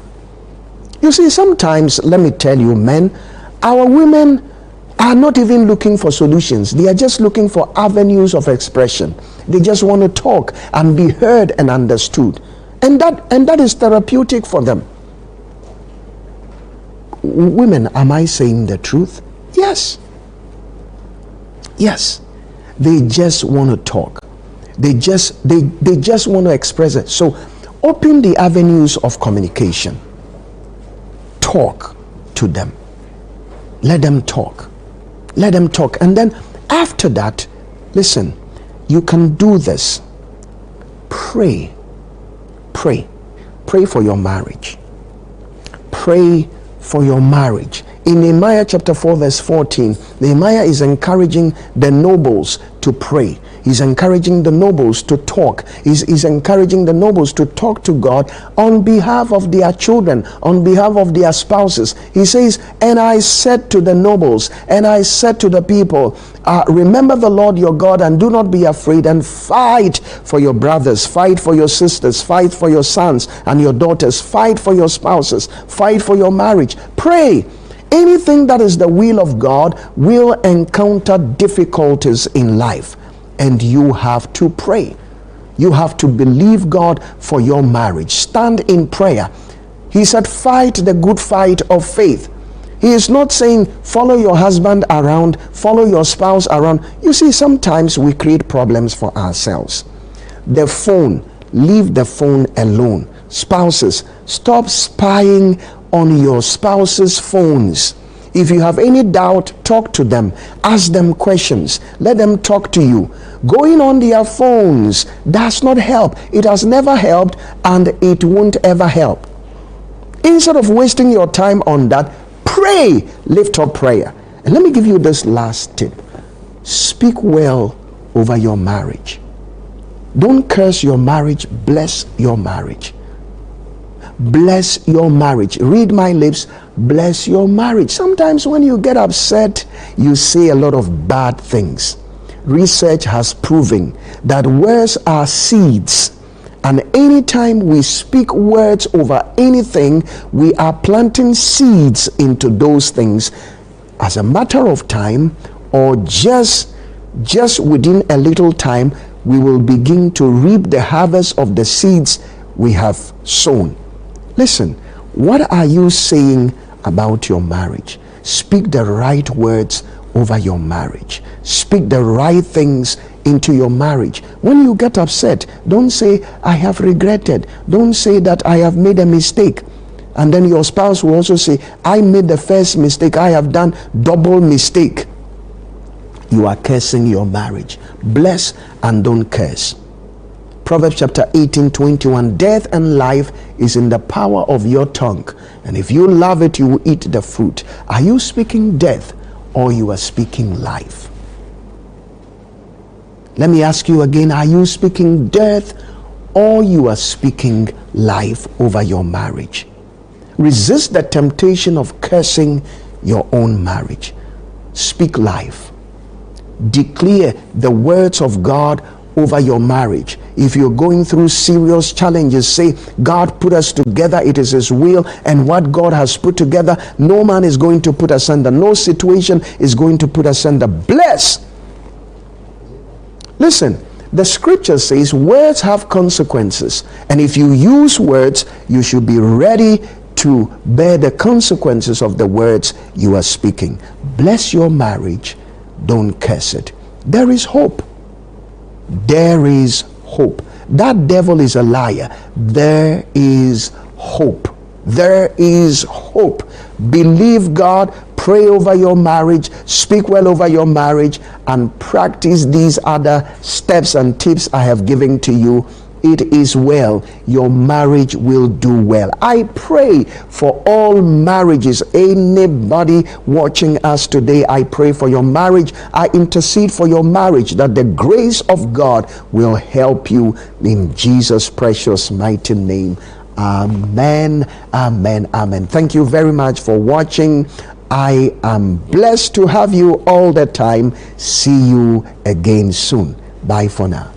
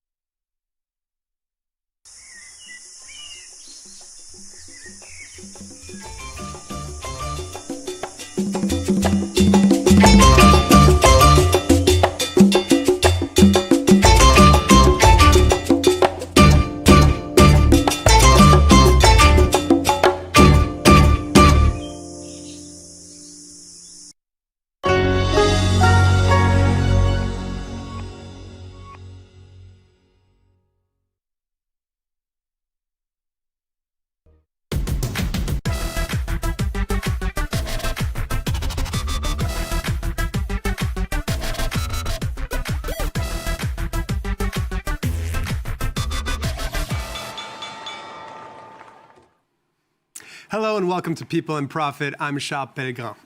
Tax the rich. It's an inviting slogan, simple and logical. Those with the biggest resources should shoulder a larger part of the fiscal burden. And here in France, it's become a controversial flashpoint at a time of intense political wrangling over the fate of the country's public finances. One proposal in particular is at the heart of those debates, the Zuckman tax, named after French economist Gabriel Zucman. Its concept is simple. If someone has over 100 million euros in assets, for instance, property or stocks, then they'll have to pay 2% of that in taxes. That tax only applies if taxes already due are inferior to that 2% threshold. Well, Luc Schrago has the details. How exactly can France fix swelling debt of 3.3 trillion euros? For one now notorious economist, there's one way forward. On est dans un blocage budgétaire politique. We are politically blocked over the budget because there's a refusal to seriously get to grips with the problem of not taxing the ultra-rich. It's going to be hard to ask the French to make an effort no matter what, as long as billionaires aren't paying tax on their earnings. The so-called Zuckman tax would see a 2% levy on those with assets in excess of 100 million euros, applying to around 1,800 French households. Gabriel Zuckman himself insists such a wealth tax could net the state 20 billion euros a year, and he's endorsed by 7 Nobel Prize-winning economists and various nations worldwide which would like to see such a levy go global. However, it's toxic on the French right wing, with critics from politicians to business leaders saying it would only net around 5 billion euros a year, after pushing the richest to flee abroad or otherwise optimize or evade their taxes entirely. Even representatives for small business have their doubts. Taxing the tools of work is madness. It's killing the golden goose. When you destroy a business by overtaxing it, it stops producing. The ones who suffer are always the same, those who lose their jobs or never get them in the first place. Zuckman says that could be offset by maintaining the levy on tax exiles for 5 years after they leave. And popular in Parliament or not, public opinion is on Zuckman's side. A July survey found 74% of those who responded in favour of a tax on France's super-rich. Well, to help us better understand why this tax has come about, what it hopes to achieve, and the challenges it has to face in the public debate, let's speak with Julia Veraskin, policy advisor at the EU Tax Observatory, of which Gabriel Zuckman is the director. Thank you for speaking with us. Thank you very much for having me. So tell us more about how the concept for the tax came around. What does it accomplish that the current French tax system doesn't already? Yeah, so the idea came around after a series of studies, basically, that showed very clearly with evidence that the ultra-rich in France and in other countries basically don't pay proportionally as much tax as everyone else, approximately half compared to proportionally compared to the rest of the population in France. This emerged particularly in the context of the G20 in 2024, when Gabriel was commissioned to write a report on the taxation and the tax avoidance practices of the ultra-rich globally. And within that context, the proposal of a minimum tax of 2% emerged. So it basically just established a minimum floor of taxation below which we can't basically go for households whose wealth accumulates to 100 million plus. And so it's not really a wealth tax. It just ensures that the taxation of these individuals cannot go below this certain threshold. And the 2% threshold was established based on calculations that basically show that the 2% was the minimum amount that basically just allowed to ensure that the taxation of these individuals would be equivalent to the one of the rest of the population proportionally. So the 2% is the amount that allows us to fill this gap and to make the ultra-rich pay as much as everyone else.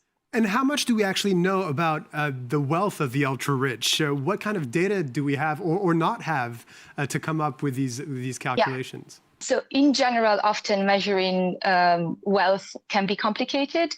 And it can be made more complicated due to the fact that the rich can organize their wealth in a way that isn't exactly transparent, and so they use things such as having holding companies or shell companies in tax havens, and it can be pretty difficult sometimes to track this wealth.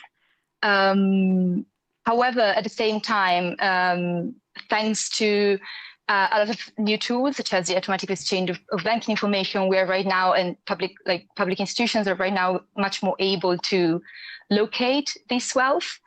And thanks to different studies that have been able to gather and collect administrative data and combine it with public disclosures from companies, we now have a pretty good picture of the wealth of billionaires in France. And we can see that, for example, in the past 30 years, the wealth of the top of the ultra-rich in France went from representing approximately 6% in the late 90s, in 1996, to representing now 42% of GDP in France. So we can see that it grew a lot. So let's get a sense of how some business leaders have responded to this proposal. On the one hand, and perhaps unsurprisingly, French billionaire Bernard Arnault of LVMH strongly criticized the tax and the economists behind it, saying it would destroy France's economy. And on the other hand, Arthur Mensch, founder and CEO of French AI firm Mistral, had a more nuanced opinion when he was asked about it on national TV. Take a listen. I'm convinced that we need more fiscal justice in France. Now, it's about how we write the law for this to work. There's always been some tension around redistribution and innovation. What matters is how we think about this debate, and I believe we need a moderate approach. We need to make sure entrepreneurs today, not just us, but the new ones, think that France is the right place for them to start their company. And I would obviously not be able to pay the tax. So, Julia, how could the Zucman tax actually deal with Arthur Mensch's particular situation? Someone who is technically worth a huge amount of money because of stock value, but isn't liquid and wouldn't have necessarily the funds to pay up. Well, first of all, one very important thing to say is that this case is very rare. Like in the majority of cases, this is not the case. Usually when billionaires or when rich people are able to have more than 100 million euros in net wealth, they usually are easily very liquid. So there is a very few particular exceptions which are worthy to be taken into consideration and to be taken seriously, but there is options for those cases. An example could be, for example, the case of selling the shares, part of the shares of the company to the state, or, for example, a thing that is already done often by the ultra-rich, taking loans secured against this fortune. So there is ways to make these assets basically liquid or to pay in nature, basically in shares to the state. So and again, I must stress, this is very, very few cases because most of the time, actually, billionaires, sorry, I keep saying billionaires, but actually I mean the ultra-rich own businesses that are profitable. They're very profitable, actually, often, and they have liquidity. So these are few exceptions, and there is ways to go around them. One of the arguments out there, Julia, against the tax is that it's some people are saying it's inefficient, that it wouldn't bring in the 20 billion euros that it promises to bring in, and that it's not actually a tax that's been set up for budgetary reasons or for reasons of restoring public finances, but it's about a more philosophical argument about fiscal justice. What do you say to that? Well, first of all, when we talk about these estimates that say that the revenue wouldn't be as high, they're usually based on flawed methodology, or better, they compare the revenue to previous wealth taxes that were present in France, which we know really well didn't work very well. They didn't raise much revenue, they were not very efficient, and they were not very efficient particularly at taxing the richest individuals who were paying very little, even under these wealth taxes. So one important thing to notice is that this proposal specifically takes into account all of these failures of past wealth taxes and takes sort of like an opposite approach, learns from these mistakes. So again, it's not really a wealth tax, so it's structured as a minimum tax. So it just establishes a minimum flow. And it does two things that are key differences. One, the threshold at which the tax activates is much higher. So instead of starting at 1 million, it starts at 100 million euros in net wealth. And also a key element that in the past allowed the ultra wealthy to evade these wealth taxes was the fact that they had a lot of exceptions. And this tax, the beauty of it is that it basically doesn't include or doesn't foresee any of these exceptions.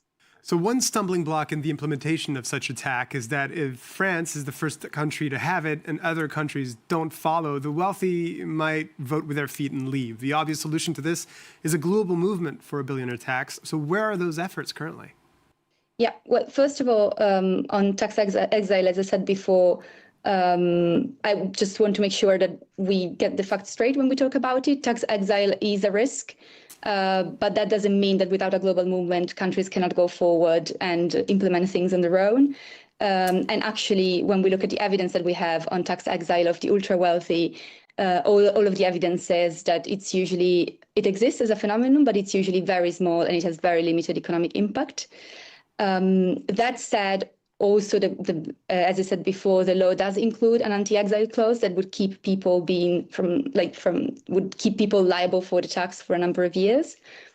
That said, a global movement, having a global measure would, of course, improve the outcomes of such a proposal. There is global demands, and I think governments are now understanding that they need to respond to these demands.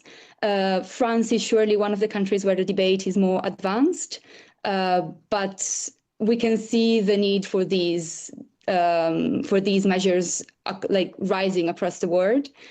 And I do think this is going to become more and more prevalent globally in many, many countries. Julia Veraskin, your policy advisor at the EU Tax Observatory. Thank you so much for sharing your analysis and insights on this hot debate in France right now. Thank you very much for having me. It was a pleasure.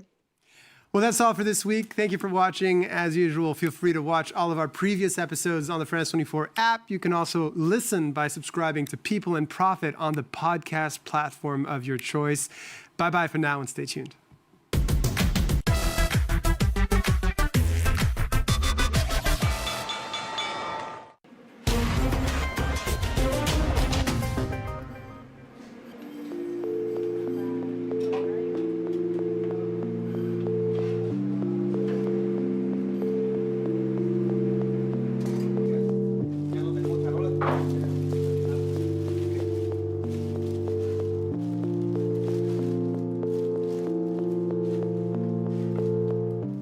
Nos ha afectado a nosotros de una forma general, de una forma global, y el aproximado, en el caso de nosotros, nuestras ventas han bajado un 40%.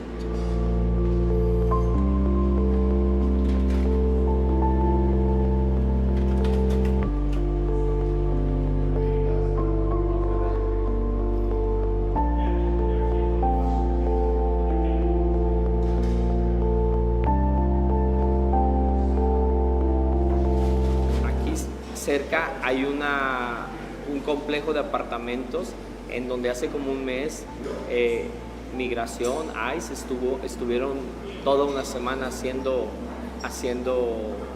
una redada de detenciones, y pues prácticamente esas 2 semanas, la semana que estuvieron ellos y la semana siguiente prácticamente no tuvimos venta, o sea.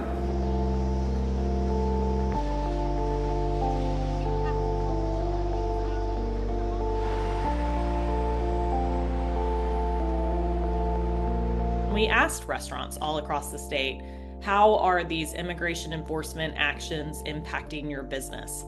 23% said they've lost employees, and I think it was 16% of restaurants said their traffic has decreased.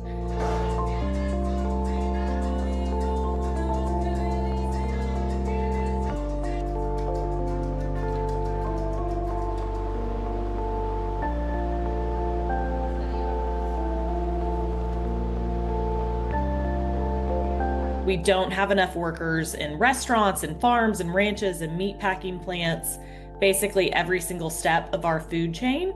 And as a result, all Americans are paying a lot more for the food that they consume from grocery stores and from restaurants.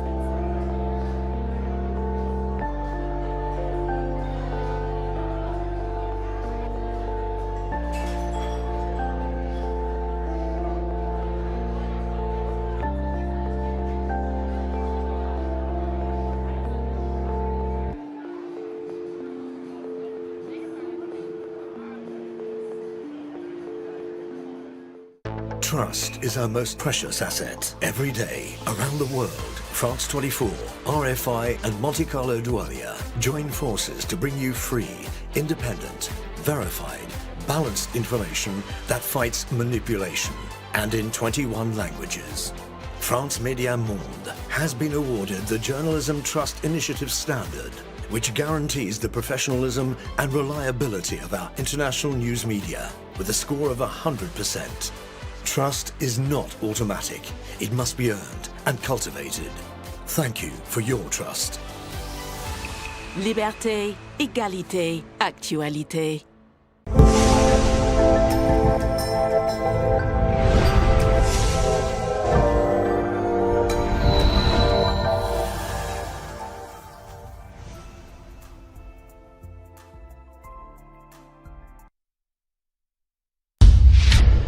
Ten, 9, 8, 7, 6, 5, 4, 3, 2, 1. This is the Channel 1 Countdown.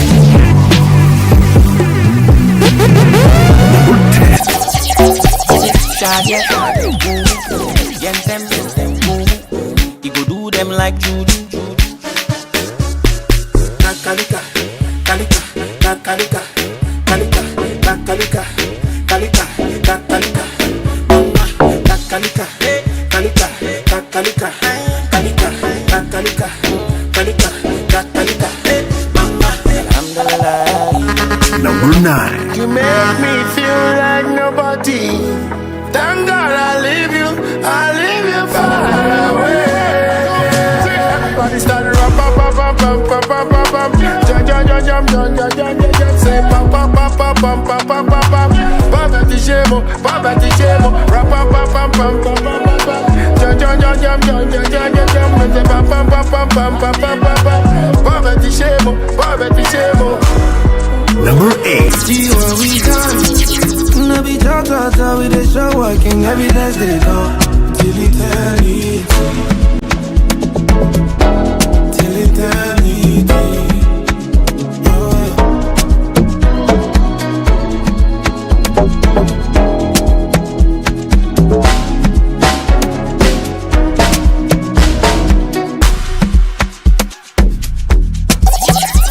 Number 7.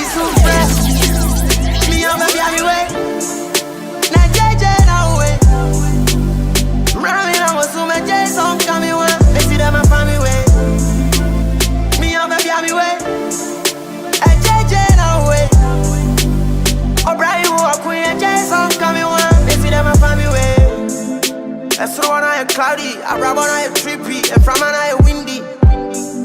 You want to be the matchy, my body now you busy, it's me crying they want. Number 6. Don't see me like a fool,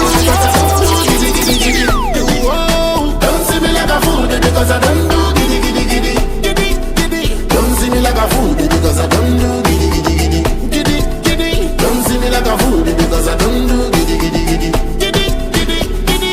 Fire, fire.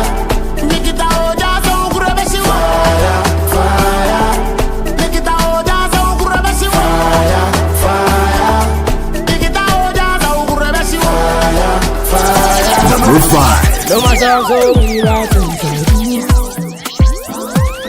I try to comport what I cannot do. So anytime I see big body and moves, all I think about is that. And teacher will more. Now my erythro, Yadanya Koshifo, oh my Israel. Anytime I pray to my God, but yes, yes, my fault. Plenty things I am go. Now so yeah. Number 4.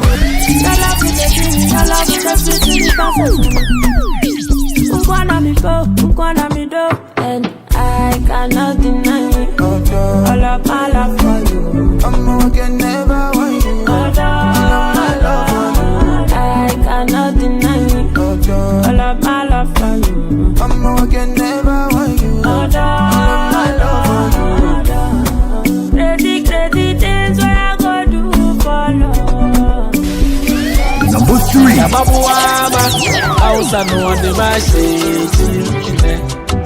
Osama, you black credit in my bendy. Babuama, Mausa no one the message. Osama, you black credit in my bendy.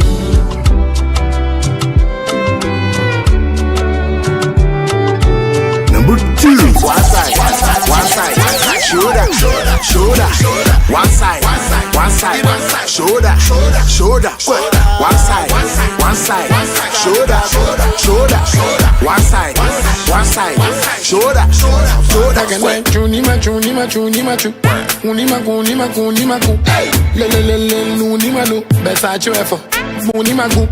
Megada mama onlo, go to Pando, I say onina, Nikita Moses Moma, Naya Bingi, one row. Chunima, chunima, chunima, chu, unima, unima, unima, ku, le, unima, lu, besa chuefo, unima, ku. Number 1.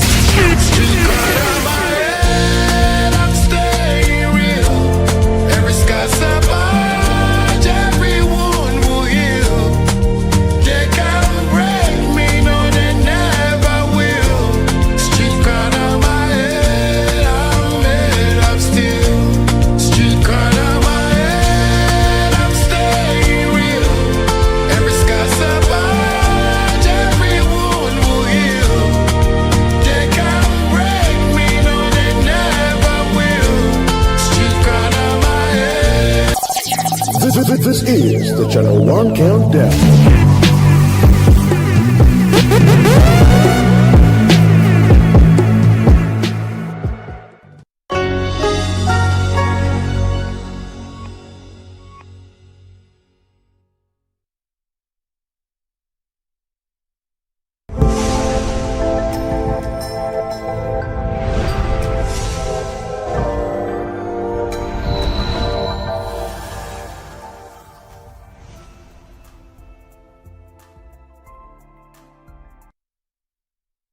Posting photos, birthdays, or your location online feels normal, but could it be giving hackers the keys to your life?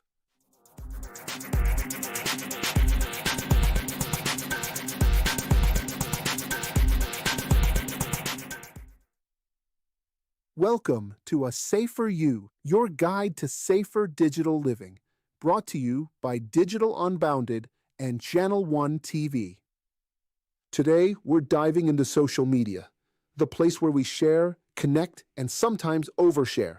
Let's make sure your accounts don't become an easy target for hackers. Think about what's on your profile, your birthday, your family photos, even where you live. To you, it's just sharing, but to a hacker, it's free information to break into your accounts or even pretend to be you. Ever heard of someone saying, "My Facebook was hacked"? Most times, it wasn't magic. It was weak security. The good news? You can fix that. First up, passwords. If your password is 12345 or your child's name, hackers will crack it in seconds. A strong password is like a puzzle only you can solve. Mix upper and lowercase letters, numbers, and symbols, and don't reuse the same password everywhere. Now here's your shield. Two-factor authentication, or 2FA. What's that? It's when your account asks for something extra, like a code sent to your phone. Even if someone guesses your password, they still can't get in without that second step. It's like having both a lock and a chain on your door. Have you ever shared a photo of your boarding pass or your child's school? Feels innocent, right? But it gives away private details that strangers can use against you. That's why privacy settings matter. They're your filter, deciding who sees what. Check your settings and make sure only friends, not the whole world, can see your personal posts. And remember, once it's online, it's out there forever. Think before you post. Scammers love to pretend. You might see a profile that looks exactly like your friends. Same name, same photo. That's called impersonation. They use it to trick people into sending money or sharing secrets. Or you might get a message that says, "Click this link to win a prize." Sounds exciting, right? But it's a trap. That's called phishing. They want you to click so they can steal your info. Rule of thumb: if it feels urgent, scary, or too good to be true, it usually is. Here's your action plan. Create strong, unique passwords. Switch on two-factor authentication. Lock down your privacy settings. Stop oversharing personal details. Watch out for fake accounts and suspicious links. Your social media is your digital mirror. What you share reflects who you are. Keep it safe, keep it smart, and protect the reflection of you that lives online. A Safer You is brought to you by Digital Unbounded in partnership with Channel One TV.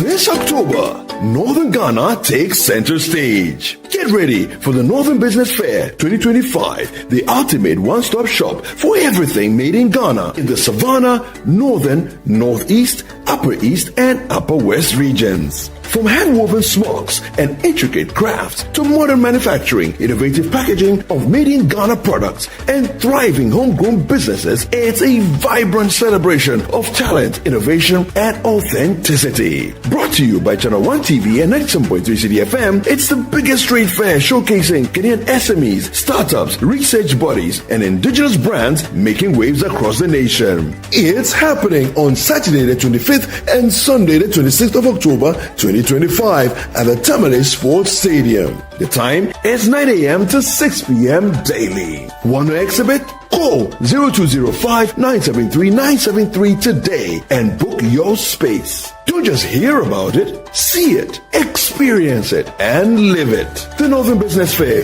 your market, your connections, your growth. The Northern Business Fair 2025 is powered by Channel One TV and 97.3 City FM and is proudly sponsored by EcoBank, Side Hustle, the Ghana Enterprises Agency, and the Ghana Export Promotion Authority.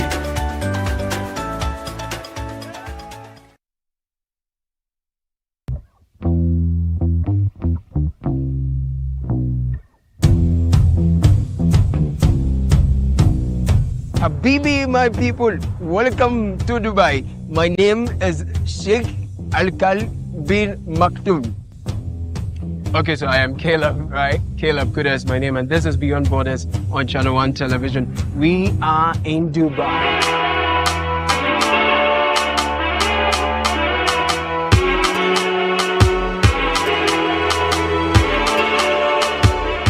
So join me.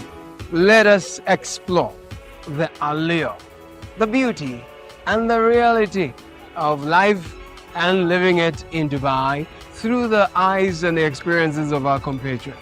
Imagine 6 people, 10 people sharing a common room together. If you're not chinampe, na complain there in the sense, why you are share one rooms now? It doesn't smell pleasant. Or haunting no complaints now, baby, into the fair and Dubai is one of the most organized, highly resourced, and well-endowed countries you would find. You've been here for 7 months. Yes. Without a job. Yeah. How is it like? So hard. Tell me about it. Struggling, renting and feeding is so hard. Every frame per second of their lives in Dubai tells a story. And we've got it all captured right here on Beyond Borders, only on Channel One Television. So don't get told, don't miss out. Catch these compelling stories of Ghanaians in Dubai only on Beyond Borders on Channel One TV this and every Wednesday at 7 p.m. I catch you. Beyond Borders is sponsored by Copen Hospitality.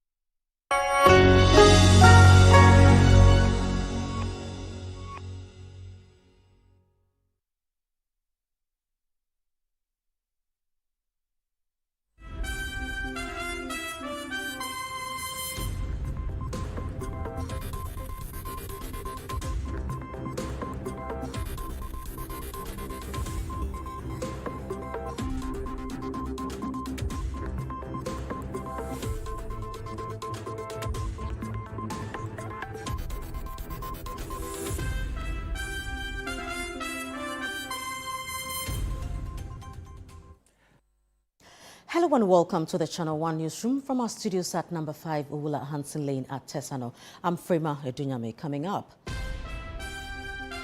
High Court grants bail to NPP's chairman Wontumi in dual illegal mining cases.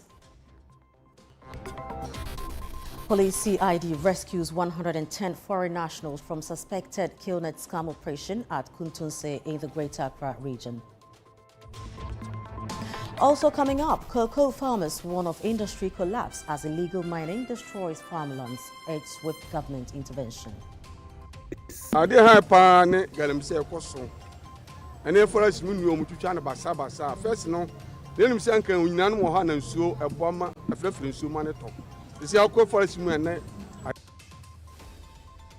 National Service Authority nullifies June 2025 registrations following new reforms.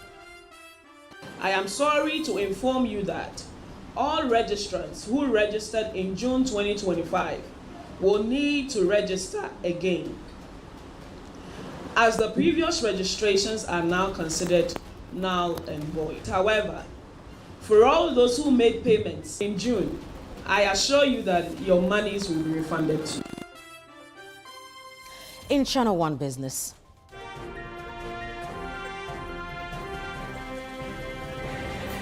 Bank of Ghana launches $1.15 billion FX sale and the domestic gold purchase program.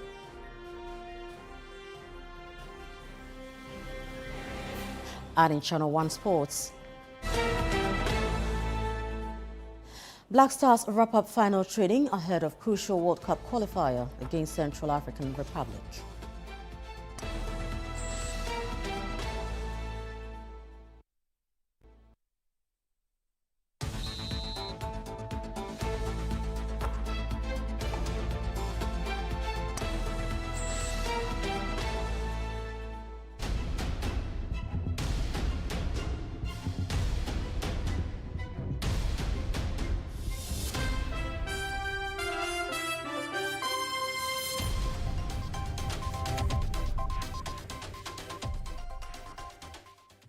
Many thanks for joining us. Now in our first story, the High Court in Accra has granted bail to the Ashanti Regional Chairman of the New Patriotic Party, NPP, Bernard Entry Boesiako, popularly known as Chairman Wontumi, in two separate illegal mining cases involving Akonta Mining Limited.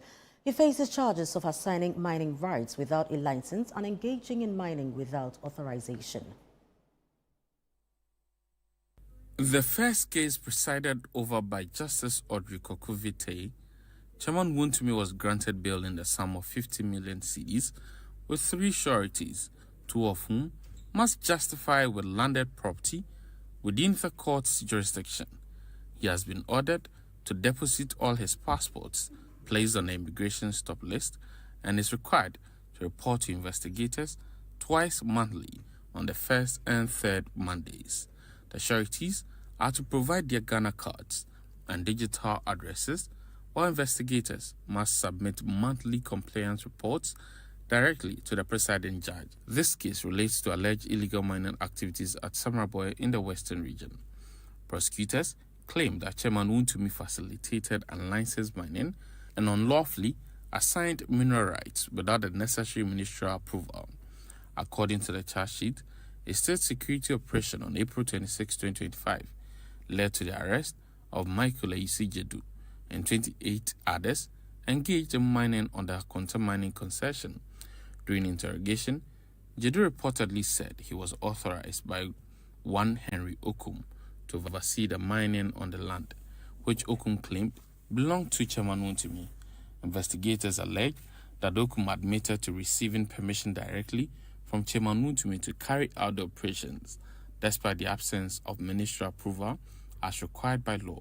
The court has directed prosecutors to file all disclosures within 3 weeks, with the next hearing scheduled for October 28, 2025. In a separate case before Justice Ruby Ayite, Chairman Wontumi and Edward Ekwaku, the general manager of Akonta Mining, were each granted bail of 10 million Ghana cedis with 3 sureties, one of whom must justify with landed property.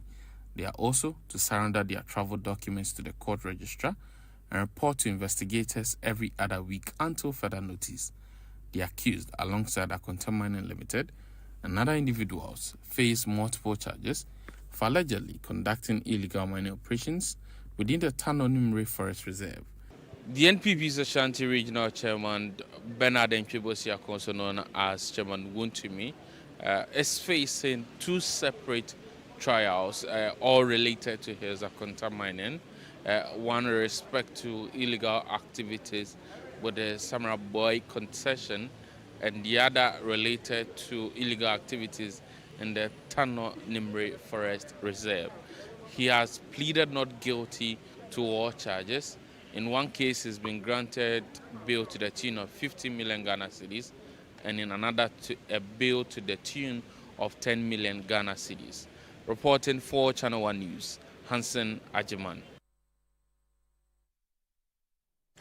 A Tako Circuit Court presided over by Her Ladyship Ama Haithia Menu has remanded 12 suspected illegal miners into prison custody for allegedly excavating along the Achim-Bonsare railway stretch on the Western Railway corridor. The suspects were arrested on September 30 during an operation led by the operations commander of the Western Central Regional Police Command. They face 3 charges: illegal mining, conspiracy to commit a crime, to wit, illegal mining and causing damage. The accused persons are expected to reappear before the court on October 22, 2025. Now, community leaders at Brigade, a suburb of English Amanfro in the South Municipality of the Greater Accra region, are appealing to the government to complete an abandoned building project for the Galilea MA1 Junior High School. The appeal follows the discovery of a lifeless body in one of the classrooms, which led to the suspension of academic activities on Tuesday. Correspondent Akwesiado reports. Students discovered the unidentified body in one of the classrooms, sparking fear and confusion among pupils and staff. As at 6:11, then one of our teachers came. So we confronted him and told him that someone is lying. As at this time, he hasn't woken up. I mastered up the carriage and tapped his feet 5 times. He didn't respond. Then we studied further. Then we saw he wasn't breathing. Although the authorities, including the local police, were informed immediately, delays in retrieving the body and fumigating the premises disrupted academic work. It has seriously distracted us in so many ways because we're supposed to be in session learning. But from 6 o'clock that I reported here till now, past 11, nothing has happened. The Galilea MA1 GHS originally operated from a partitioned hall that once housed military personnel who worked on state farms under Dr. Kwame Nkrumah's administration. About a decade ago, a new school block was initiated, but construction remains incomplete. With no doors or windows, management had to relocate students into the unfinished structure after the old building became unsafe. Beyond the latest incidents, students frequently spend hours cleaning classrooms and removing human waste before lessons begin. Because the school building is not completed, so they use the mango tree as their shed, as their common room, as their office. That is where they sit, they do their markings, because they don't have any place in the new building as a common staff room that they'll be using. And I wouldn't say it will support a sound academic performance in the school. I, for instance, my ward is not here because it's not safe. Teachers also struggle with a lack of office space, poor sanitation, and weak security, challenges that continue to undermine teaching and learning. The school is further burdened by congestion, as it serves as the only public junior high school in the area. The chairman of the Brigade Landlords and Residents Association is urging the government to expedite completion of the stalled project, provide fencing, and address the school's broader challenges. Even you are school destiny, you got toilet. The school needs security. The name of Kosoano, and yet. And then we are so we see almost 15 years now. I was now my gate out to Anina. So get it done. And just sure say we will be happy. The assemblyman for the Galilea electoral area says the Ga South Municipal Assembly has assured him that steps are being taken to fix the situation. We are working towards that so that the school will be fenced, have a security. It's a gradual process. The MC is aware. Community leaders are calling on government to pay attention to this abandoned school project following this unfortunate incident. For the Channel 1 newsroom, I am Akwesiado, Galilea, Greater Accra. Now, as the New Patriotic Party's flag bearer race gathers pace, Kwabena Agyapong's campaign continues to project a message rooted in fairness, grassroots mobilization and clean politics. With the contest heating up and concerns about inducements and unfair advantage taking center stage, attention is now turning to how his campaign plans to navigate the coming weeks. Now joining us to discuss the campaign's direction and outlook is Paul Abdul Rahman Issa Dawuna, Director of the Kwabena Agyapong campaign. Thank you very much and you're welcome. Thank you. Right. Director of Communications. Yeah, Director of Communications. Yes. Very well. Okay. So Thank now you. the clock is ticking and the flag bearer race is now in a very decisive moment. Yes. You know, what is your candidate's core strategy in the coming weeks and months? Thank you very much. Thank you for having me. You know, basically what we are trying to do as a campaign is to try to bring back the conversation on what politics should actually be. Politics is supposed to be the highest form of public service. So anybody who goes into politics should go in to make sure that it's more or less like a utilitarian form of project, that how can we get the greatest good for the greatest number of people in society. And we look at where our politics is going, where politics now seem to be about aggrandizement, accumulating wealth. And that is what the Kwabena Agyapong campaign wants to depart from, that politics should be anchored on three things: service, sacrifice, and selflessness. Right. Once you go into politics, you should be ready to serve, you should be able to sacrifice, and you should be selfless. You should always look out for the vulnerable in society. So after we started our constituency tour, as we speak, we've done about 32 constituencies in the Greater Accra region. We just have 2 constituencies to wrap up our Greater Accra regional tour. We've already done 11 constituencies in the Ashanti region. We are gearing up to go and wrap that one too up. And anytime we speak to the MPP delegate, we tell them that this is what politics should be. That is what Kwabena Agyapong promises. That when they give him the mantle to become the flag bearer of the party, and of course when he becomes the flag bearer, we are sure that Ghanaians will give him the nod to become the president, and then we'll bring politics back to what it's supposed to be, which is everything you do should be targeted at making lives better for the people. Right now, your candidate has also raised issues on fairness and a potential misuse of incumbency. How are you strategizing to ensure that there's a level playing field, and are you looking at using internal, machinations to achieve this? Oh yes, I mean, this is an internal election. In fact, if you look at our message, we are saying that we are not acrimonious. The MPP must be unified after the 31st of January. So we are not going to be acrimonious, we are not going to do rabble-rousing.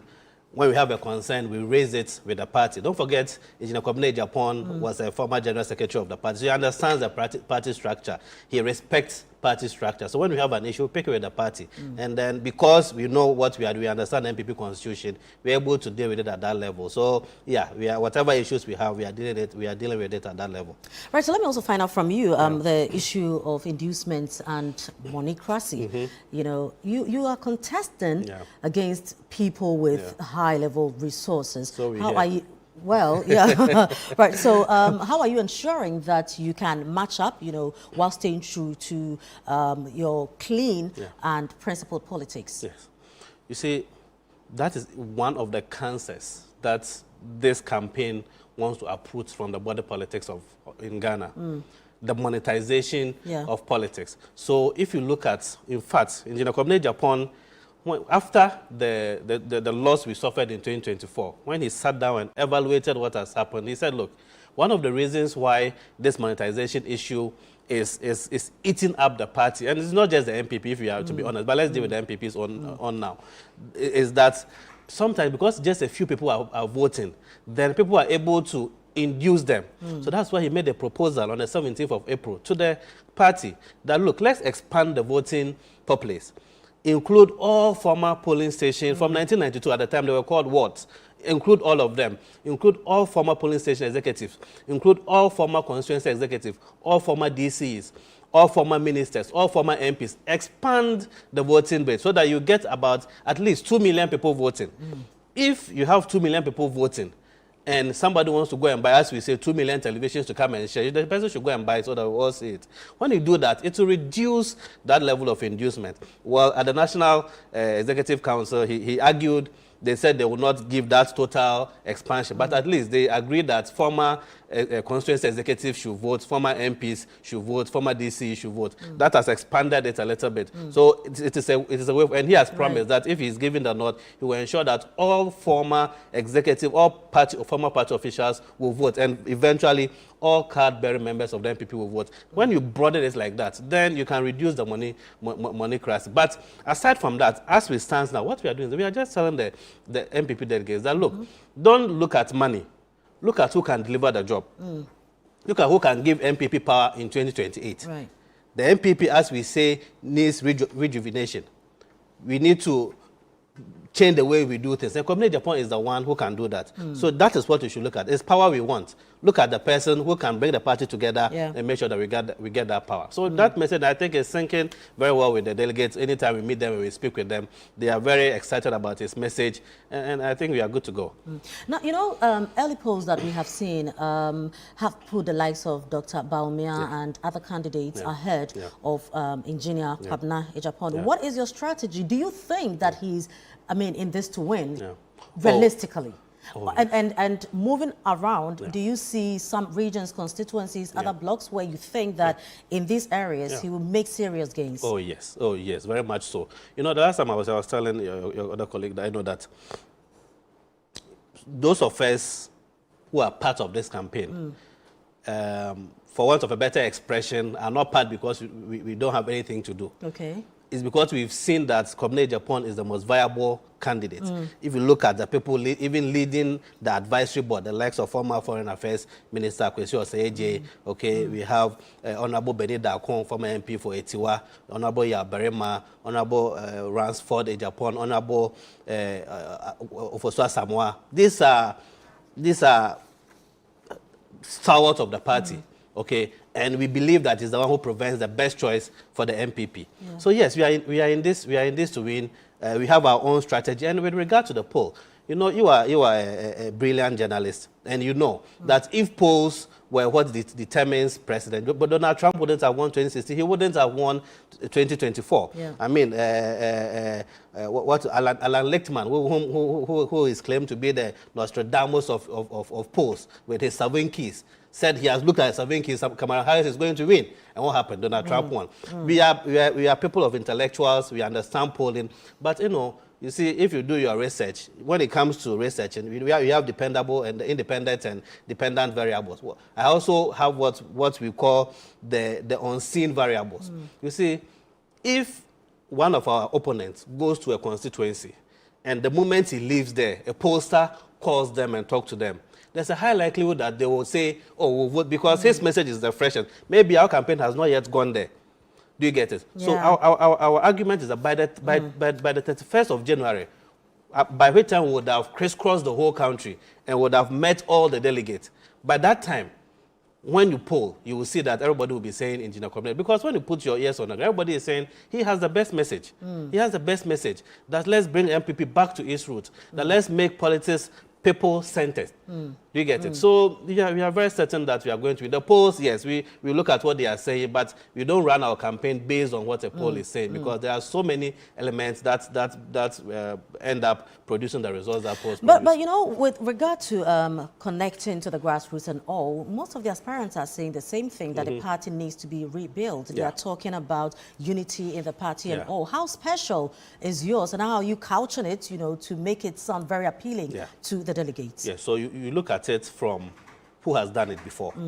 So let's first of all take Engineer Kwabena Agyapong's tenure as the General Secretary of the party. By the time he was orchestrated out of the party in 2015, he had done about 250 polling station elections for the MPP parliamentary primaries. So if we went into 2016 election, the MPP had 169 seat. It was because of the work he did before he was orchestrated out. Since he left, we've seen what has happened to the party. Now it is 87 members. So he's done that before. He's the first person who asked every constituency, because he believed that elections are won at the constituency. So he asked all the constituencies in the country to open bank accounts. And he sent money to all the constituencies, and they received it.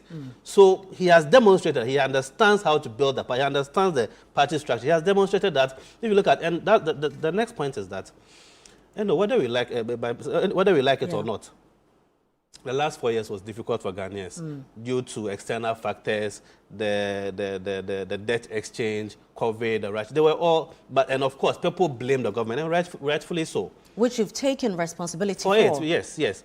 So, but if you look at all the people who are contesting, the only person who was not part of the last government is Kobene Japan. So that anger that people have for the party, for the things that happen, that anger, if you select Kobene Japan, people will not visit that anger on him. They will say, oh, as for this man, let's give him a chance because he was not part of those we are blaming for these things. So if you look but he's not NPP? He's NPP, but I'm saying that all those people who are contested, if people are angry with how things turned out, it is the principal actors, okay, who will be blamed. He was not a principal actor. Very well. Yes. So Director of Communication for the Kwabena Japan campaign, Paul Abdul Rahman Isadona, thank you very much, and we wish you well. Thank you for having me. Right, so moving away, the Ayawaso West Municipal Assembly has intervened to stop an unauthorized construction of a building purported to be a shopping center around the UPSA police station in Accra. Authorities say the developers had no permit to undertake any project on the land, which allegedly belongs to government. Rachel Engman has more in the following report. According to officials of the Ayawaso West Municipal Assembly, the developers had ignored earlier warnings to halt the project, which also posed a safety threat due to its location close to a high-tension electricity pole.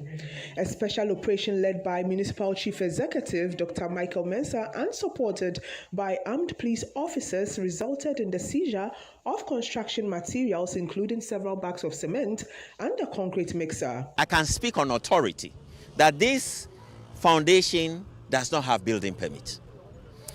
But then the building permit is very important so that we make sure that you don't create problems for us.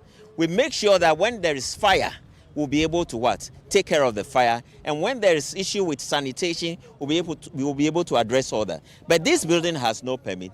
And people are also litigating over the piece of land. But again, to the best of my knowledge, this land or this piece of land is a government land.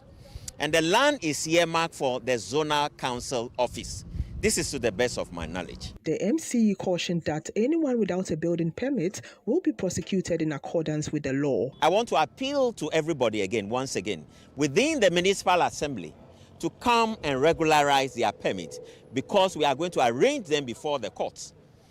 We are in the process of arranging everybody without building permits before the courts. In a related development, the municipal director for NADMO, Theophilus Gakpo, appealed to the Lands Commission to stop allocating land without involving the assembly. He also called for land to be released for key municipal projects. We are pleading for the Land Commission.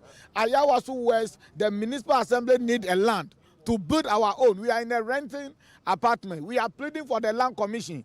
Our land in Ayawaso West, please, they should stop giving it out, issuing it to people without the assembly, because we need land, as we are talking to you now, as the municipal assembly, to build the 24-hour economy market that the president has given to us.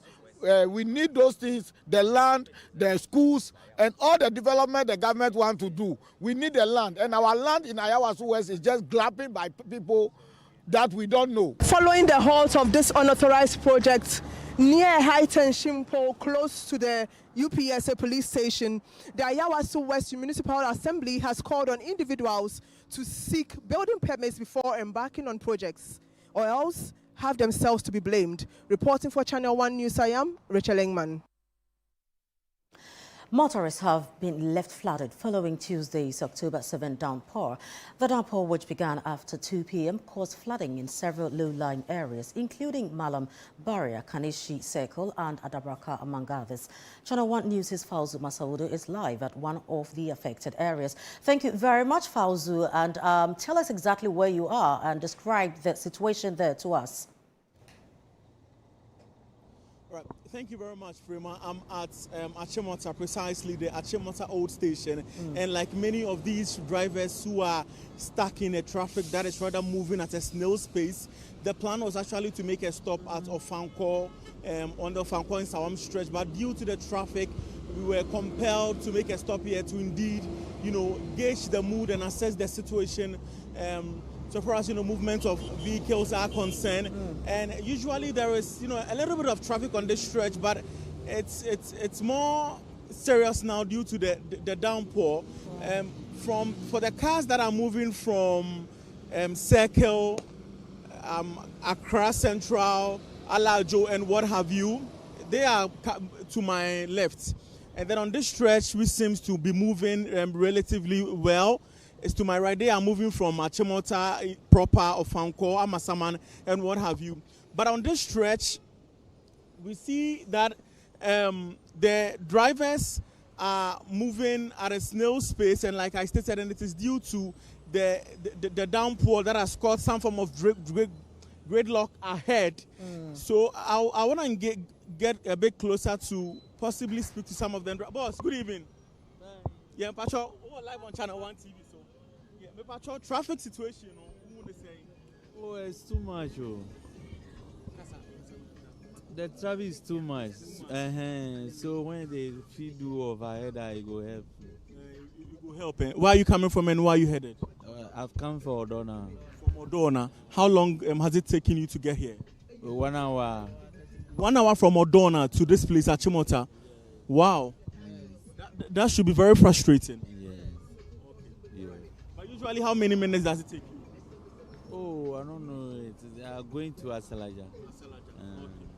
Thank you so much. All right, he says he's been in traffic from Odona to this place, a journey that should take less than 30 minutes. He's been in traffic for 1 hour, and he's not even closer to his destination at yet. So, Frema, this is how hellish the traffic situation is here on the Achimota of Fanko stretch, and they say it is as a result of the downpour. Well, the water has receded from this stretch right up to the Ofanko and Sawem highway proper, but the effects in the aftermath of the flooding is telling, and the drivers have to bear the most brunt of it. And you can see that it's also very, very dark behind you, and no proper road markings and all, making the situation quite difficult, right? Absolutely, absolutely, Frema. And one thing about this stretch is that there is no alternative route. In fact, if you want to use this place to Achimota, it's really just this place that you are left with. The other parts of the highway actually leads to Medina and then the Temamoto way. So for those who are headed to Nsawem, Amasaman, and what have you, this indeed is the only place that they need to explore. Unless, of course, you drive a little bit closer, you get to Dom, and then you can use the road that leads to Ashoman. But until you do that, you would have to go through the stress. Maybe if time may permit, I'll get closer and speak to some more road users on this traffic situation. Good evening, sir. Okay, all right. And then maybe good evening. Traffic na sem na yeka. Traffic no. Okay, he will not. He's tight-lipped. Yeah, Fauzo. So I think that. Good evening, oh.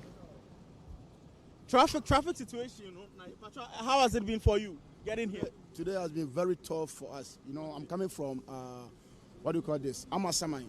Okay. Yes, I went to pick my brother at the airport. Okay. And I spent like almost 4 hours. 4 hours? Wow. This is serious. So it's not easy. It's not easy. What should be done, really? For real, I don't know. Right now, no. I think we need more roads. More roads and then proper drainage. Sure. That's it. Okay, thank you so much. So you heard from another driver. Yeah. So Fauzo, let's end it here. I think we can appreciate what their challenges are, and we can only wish them safe travels. For now, this is what is happening in parts of the capital after this afternoon's downpour. Now, moving away from that, the National Service Authority has declared all June 2025 registrations for the 2025-2026 service year null and void. The announcement follows new reforms introduced by the authority, including revised timelines for registration and the start of the service year. The disclosure was made at a press briefing on Tuesday. Channel 1 News' Sheba Araba Benin reports. On August 4, 2025, the Minister for Youth Development and Empowerment, George Opari Addo, announced the suspension of the centralized management system and halted the registration process for the 2025-2026 National Service Scheme.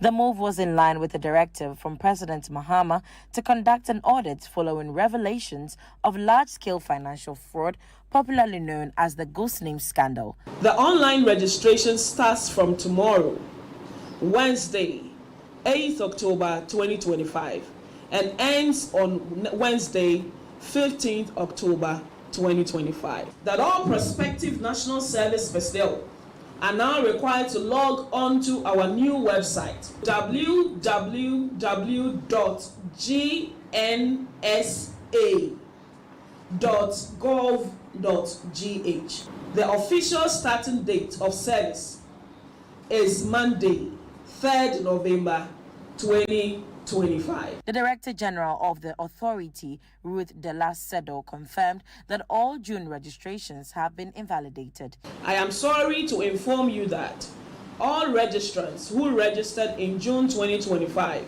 will need to register again, as the previous registrations are now considered null and void. However, and I repeat, however, for all those who made payments in June, I assure you that your monies will be refunded to you. We went through it, subjected it to thorough audit and investigation. We realized that over 2,000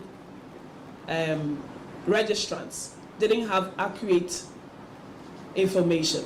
So we have people whose date of birth were 2021. Whatever that means, I cannot tell. In line with President Mahama's directive to promote discipline among the youth, the authority will introduce basic military training. The authority, in collaboration with Ghana Armed Forces, will begin implementing basic military training for the first 10,000 national service personnel starting this service year. This marks a pilot phase of the program. We hope that over the years, we should be able to learn from the mistakes, from the positives, increase, and get every national service personnel enrolled in the basic military training. 2025-2026 national service personnel can finally breathe a sigh of relief as the portal will be open on October 8 to October 15. The personnel are further being urged to be cautious of scammers as they register their details. Reporting for Channel 1 News, I am Sheba Arba Benin. You're still watching the Channel 1 newsroom. Still to come. Bank of Ghana launches $1.15 billion FX sale and a domestic gold purchase program.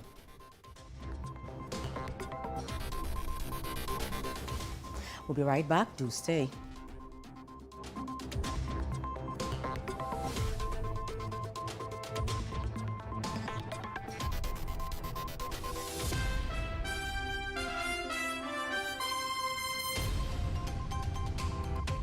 March is Colorectal Cancer Awareness Month. Are you aged 45 years and over and or noticed blood in your stool and have a family history of cancer? Then don't hesitate to have a colonoscopy. Early detection of cancer and effective treatment saves lives. Visit us or call us on 0244 581 541 or 0271 054 204. Mintuba Hospital. In to serve a peculiar health need.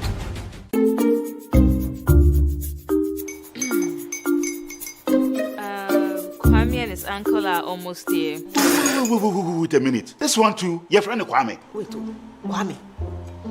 As in the same Kwame again? Yes, Mommy. I'm the second coming. Into all this tension just to reintroduce that broke boy from Kaswa. Why would you deceive the family like this again? Now I understand the whole delay. Troll from Kaswa. Why wouldn't he be late? Or being late, of course.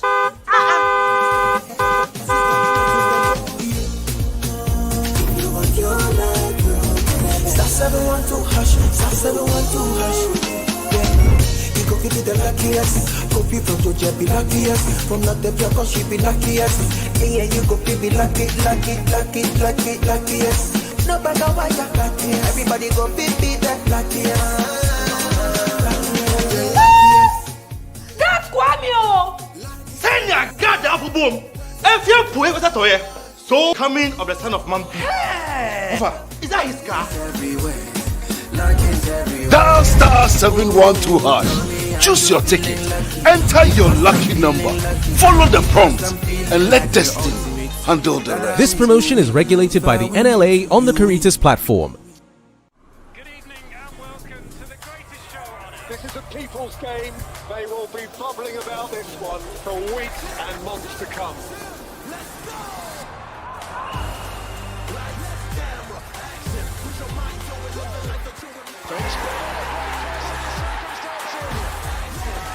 It's on SuperSport all season long. Pay your subscription today. Dial star 759 hash. Available on DSTV and GoTV.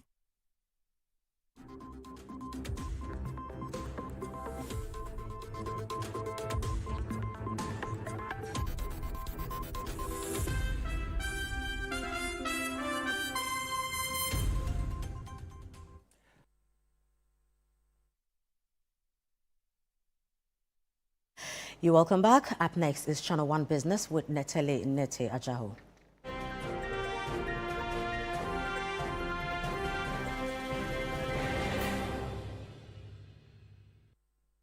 Channel 1 Business is brought to you by MTN and EcoBank.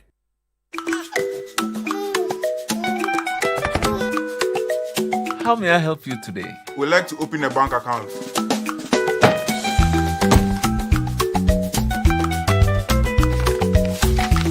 Sign here, sign here, sign here, and here. And now you draw direction to your house. I need your thumbprint. And I'll need your birth certificate too. No, I need the original. A lot has changed since you banked like this. So have we. We've made it easier than ever to open an account online and bank on the go through our mobile app, online banking, and more. EcoBank, a better way to bank your way. Sign here, and here. EcoBank, the Pan-African Bank. You're welcome, Natalie. Hi, Firma. Well, looks like BOG is doing so much, to ensure that on the FX market. Yes, right? they want to make sure that people don't go into the black market, so they come straight to the bank. So they are trying to open up a system to ensure that all banks have equal access to foreign exchange. Of course. I mean, as long as we're getting good rates, why not? That's Please give us point. the details. Okay. Now, the Bank of Ghana has begun a new round of foreign exchange intermediation as part of its domestic gold purchase program, with plans to sell up to $1.15 billion within this month. The initiative, which began this October, aims to strengthen market transparency, enhance price discovery, and deepen interbank FX trading. This report has more details. Governor of the Central Bank, Dr. Johnson Esiama, speaking at the opening of a meeting with CEOs of commercial banks in the country, said the upcoming forex sales will be held twice weekly on a spot competitive basis and open to all licensed banks. Sustaining a stable exchange rate or deepening credit to productive sectors and expanding exports. These require close collaboration between the Bank of Ghana and the banking industry. I want to encourage all banks to design and promote export-oriented financial products. I want to encourage them to support SMEs and agribusiness, and I want to encourage them to work with us to enhance FX sourcing through formal channels. He urged banks to adhere to domestic regulatory provisions to strengthen the financial system. I want to urge banks to adhere to domestic regulatory provisions. I want to emphasize that please adhere to our regulatory provisions. Now, a number of areas to emphasize: the use of local insurance companies for import coverage. That's one issue that has come up strongly to help reduce foreign exchange leakages and build local liquidity. We also expect banks to take active steps toward public listing. Dr. Isiama urged banks to adjust lending rates in line with the recent 350 basis point policy rate cut and improved economic conditions. The easing in policy rates has already started to transmit through the financial system, and we are seeing signs of that. Treasury bill rates have declined from 13.4% in July to 10.3% in August. And average lending rates are down from 26.6% to 24.2%. We expect further improvement as banks realign their pricing models to reflect the easing stance. Reliable data remains the foundation of sound economic planning, business strategy, and national development. But Ghana's data system may be falling behind, which is why the Ghana Statistical Service has proposed a review of laws that govern its mandate. Government statistician made the appeal at a business roundtable hosted by AB and David Africa. Here's more in this report. The review of the Statistical Service Act, according to the government statistician Dr. Alassane Idrisu, has become necessary to give the service more autonomy to collect and disseminate data. The power to ensure that we're able to get data from people or from institutions that have to give us the data to function properly. We need to strengthen the powers around that. We need to strengthen the mandate for us to be able to generate some resources, so that the collection of data would be done in a very sustainable manner. We need to ensure that we are reviewing the law. Economist and finance professor at the University of Ghana Business School, Professor Godfred Bokpin, warned that Ghana risks losing ownership of its data if it continues to rely heavily on donor funding to finance data collection. As the Ghana Statistical Service indicated, probably 80-85% of the data they collect is funded by foreign entities or donor partners and the rest of them. So the question is, they value the data. So on the average, if you want data on Ghana and the rest of them, you may have to rely on the World Bank and the IMF. Sometimes that data you get from the World Bank and the IMF is actually coming from Ghana Statistical Service. For senior partner at AB and David Africa, Dr. David Ofosu-Dorte, he was particularly worried about Ghana's inability to collect industry-specific data, a gap he believes is slowing down targeted economic growth. The more we have industry or sector-specific productivity figures, the more it helps businesses. And I also drew attention to one of consumer sentiments, which is one data that they don't publish. And I think it tells us what it is that the consumers are thinking, what is the consumers' potential spending patterns. These things drive how businesses think. Businesses are therefore challenging the Statistical Service to provide data that directly supports government policies, particularly the 24-hour economy initiative. Chona Makpelo is Greater Accra Chair of AGI. There are many other things that AGI is interested in knowing. For example, data on the number of products that are imported on a daily basis, because we've got capacity to produce many things locally. Whilst at it, they are still importing those products that we could have been producing locally. We want accurate data on the importation of these finished products that otherwise would have been producing locally. The Africa Business Conversation hosted by AB and David Africa was on the theme Business in Ghana. Is it a game of numbers? Let's now bring you an update of how the currency is performing on the interbank market.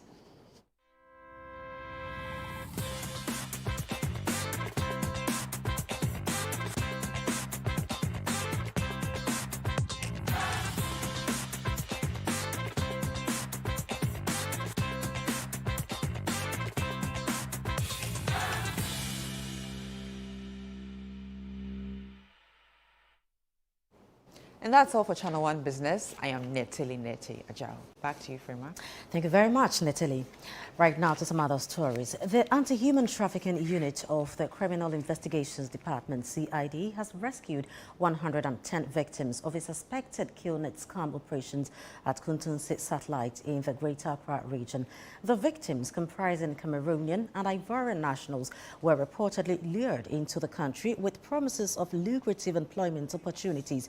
However, However, upon arrival, they were subjected to exploitative conditions under the guise of network marketing. The operation was conducted following weeks of surveillance and intelligence gathering by the police.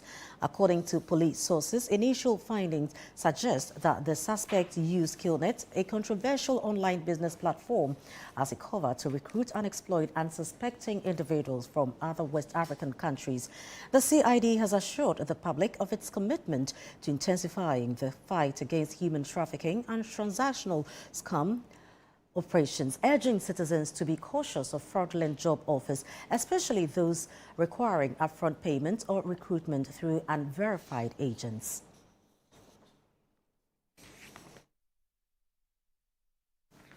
Now, cocoa farmers are urging the government to intensify efforts to combat illegal mining, warning that the practice poses a grave threat to the future of Ghana's cocoa industry as miners continue to destroy forests and farmlands.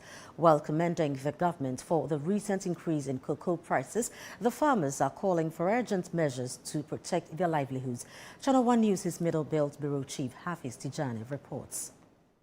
The persistent destruction of forest reserves and major water bodies has become a serious threat to Ghana's cocoa production. Farmers say accessing clean and safe water on their farms has become difficult as illegal mining activities continue to contaminate water sources.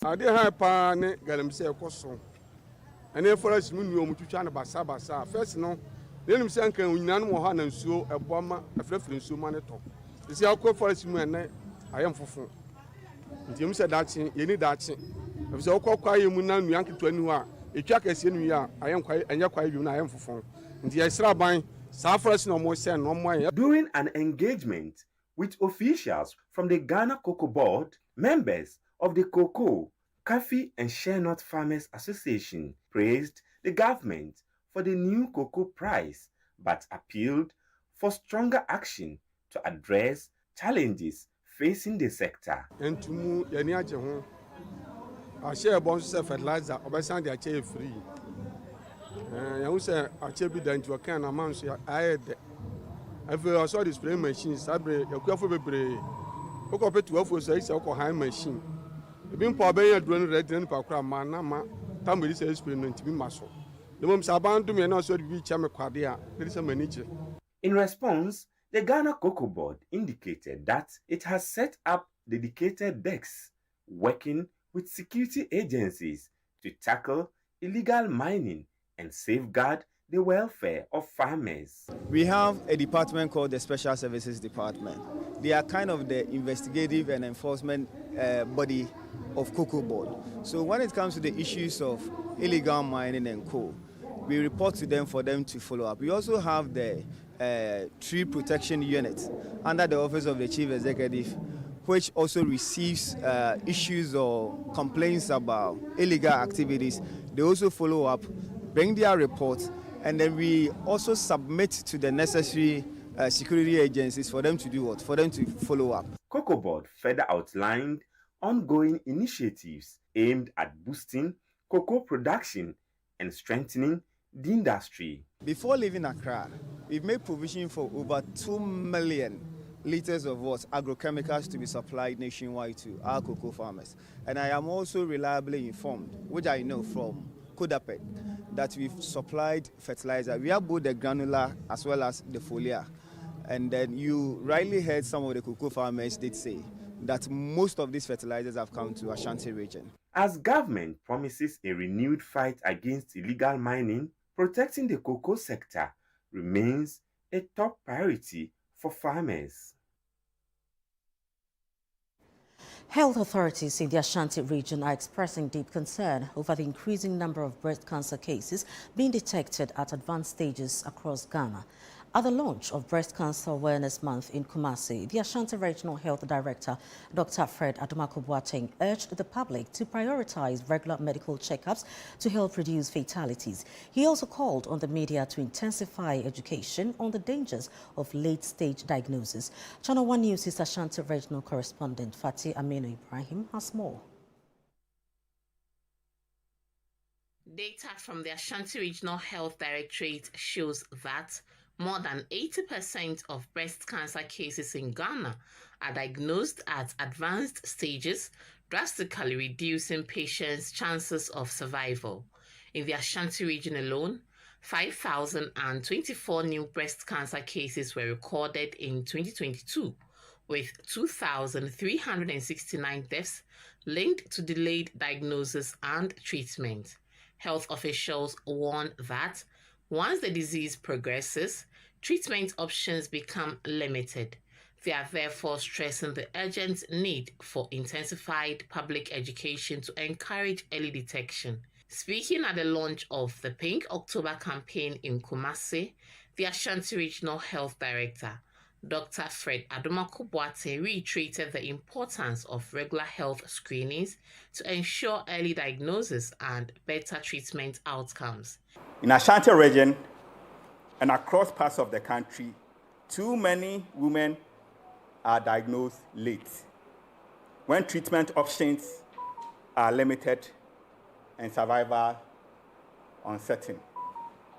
Yet, the reality is that breast cancer can be treated and lives can be saved if detected early. Early diagnosis, regular screening, and timely treatment are our strongest weapons in this fight against breast cancer. He further appealed to the media to take an active role in promoting breast cancer awareness, emphasizing that early detection remains the key to saving lives. Health authorities in the Ashanti region have urged the general public to prioritize regular checkup that help reduce fatalities associated with breast cancer. For Channel One News, I'm Fatih Amin Ibrahim, Ashanti region.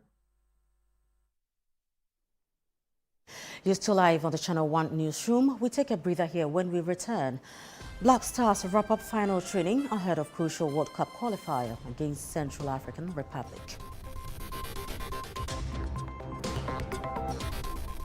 We'll be right back. Stay with us.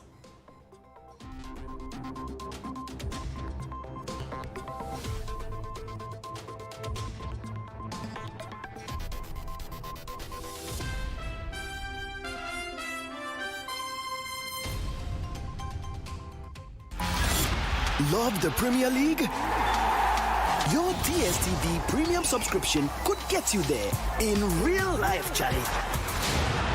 Stay connected for your chance to watch the Premier League live. Man U versus Man City at Old Trafford or Arsenal versus Man U in London. Stay connected to score with DSTV Premium. This promo is regulated by the NLA on the Caritas Lottery platform. Terms and conditions apply.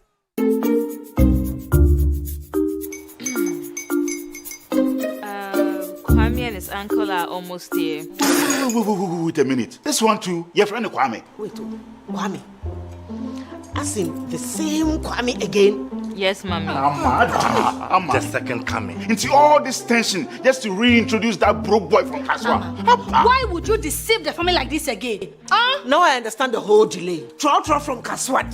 Why wouldn't he be late? Or be late, of course.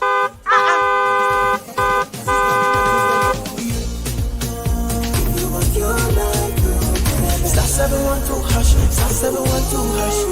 Yeah, you go be the luckiest. Copy from your job, be luckiest. From not the block, she be luckiest. Me and you go be luckiest. No matter what you're lucky, everybody go be that luckiest. That's Kwame! Send your God apple boom. If you're poor, what's that? So would the coming of the Son of Man be. Hey! Is that his car? Dial star 712 hash. Choose your ticket. Enter your lucky number. Follow the prompts and let destiny handle the rest. This promotion is regulated by the NLA on the Caritas platform. You are welcome to two of Ghana's finest addresses, Willow Lane and Alphabet City, located at Sakumono. Alphabet City is a premier gated community with 24/7 security. Willow Lane, where luxury meets comfort, spacious 4-bedroom homes with walk-in closet, elevators, and gourmet kitchen. Two lifestyles, one trusted developer at Whaley Our buildings are ready for you to move in right now. So visit waylead.org or call 0240 111119 to book a private tour today. Waylead, your trusted home builder. This is a people's game. They will be bubbling about this one for weeks and months to come. Let's go!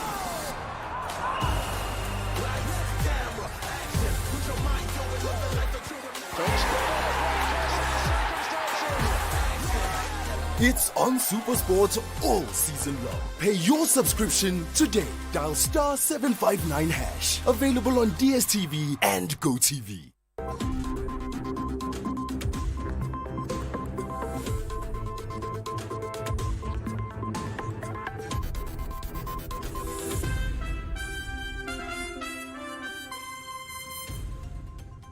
You're welcome back. Next is Channel 1 Sports with Bernard Abekotre.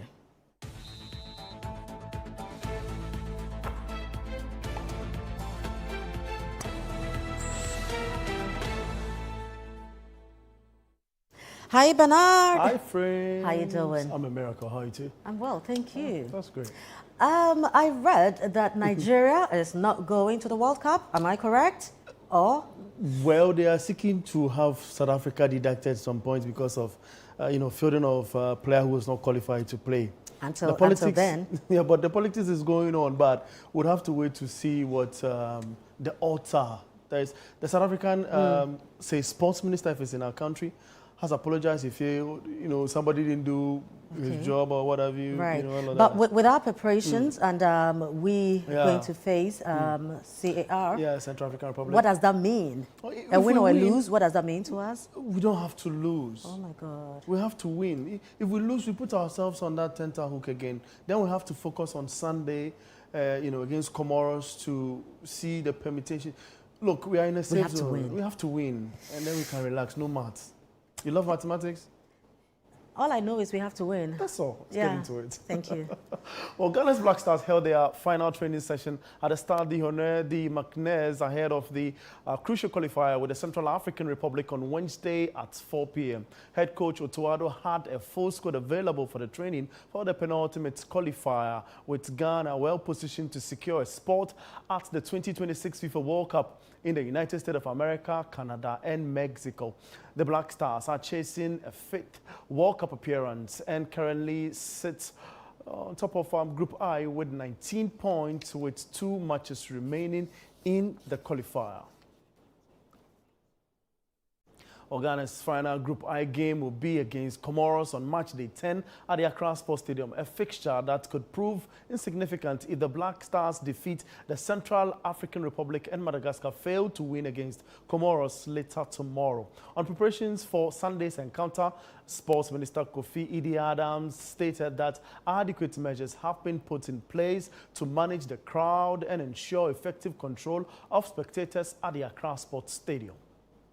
Since assuming responsibility of the ministry, the preparation for our World Cup qualifiers has been good. In terms of numbers, they will come hugely. We know that the numbers are going to be there. We are putting in all measures, especially knowing that that's going to be the final game basis around for Ghanaians to have a feel of our final qualification game for the World Cup. So I believe that all will be well. By Wednesday, we should have the tickets out so that people can start purchasing tickets for the game. We will once again engage with the security to make sure all the necessary security networks are put in place, so people who are coming to watch the game and people who are also coming to play will have a safe environment. Let's travel to the greatest league on planet Earth, the English Premier League, and former Manchester United player Wayne Rooney has called on the club's players to stay focused on Ruben Amorim's guidance following the head coach's concerns that external criticisms was affecting the Scots' mentality. The former striker, who had previously questioned Amorim's tactical approach, changed his stance after United's recent victory over Sunderland. No, it's a collective, and I think firstly real positive at the weekend. I think a good result, a big high-pressure game for the manager, for the players, for the club. And I thought they played really well and was efficient and kept it simple, and it was a really good victory. So, and I really do hope the Amran does well and turns the form around, because, as I said, he's a fantastic young manager. But if you not get results, then of course the pressure's going to come on you. But I really do hope he turns around.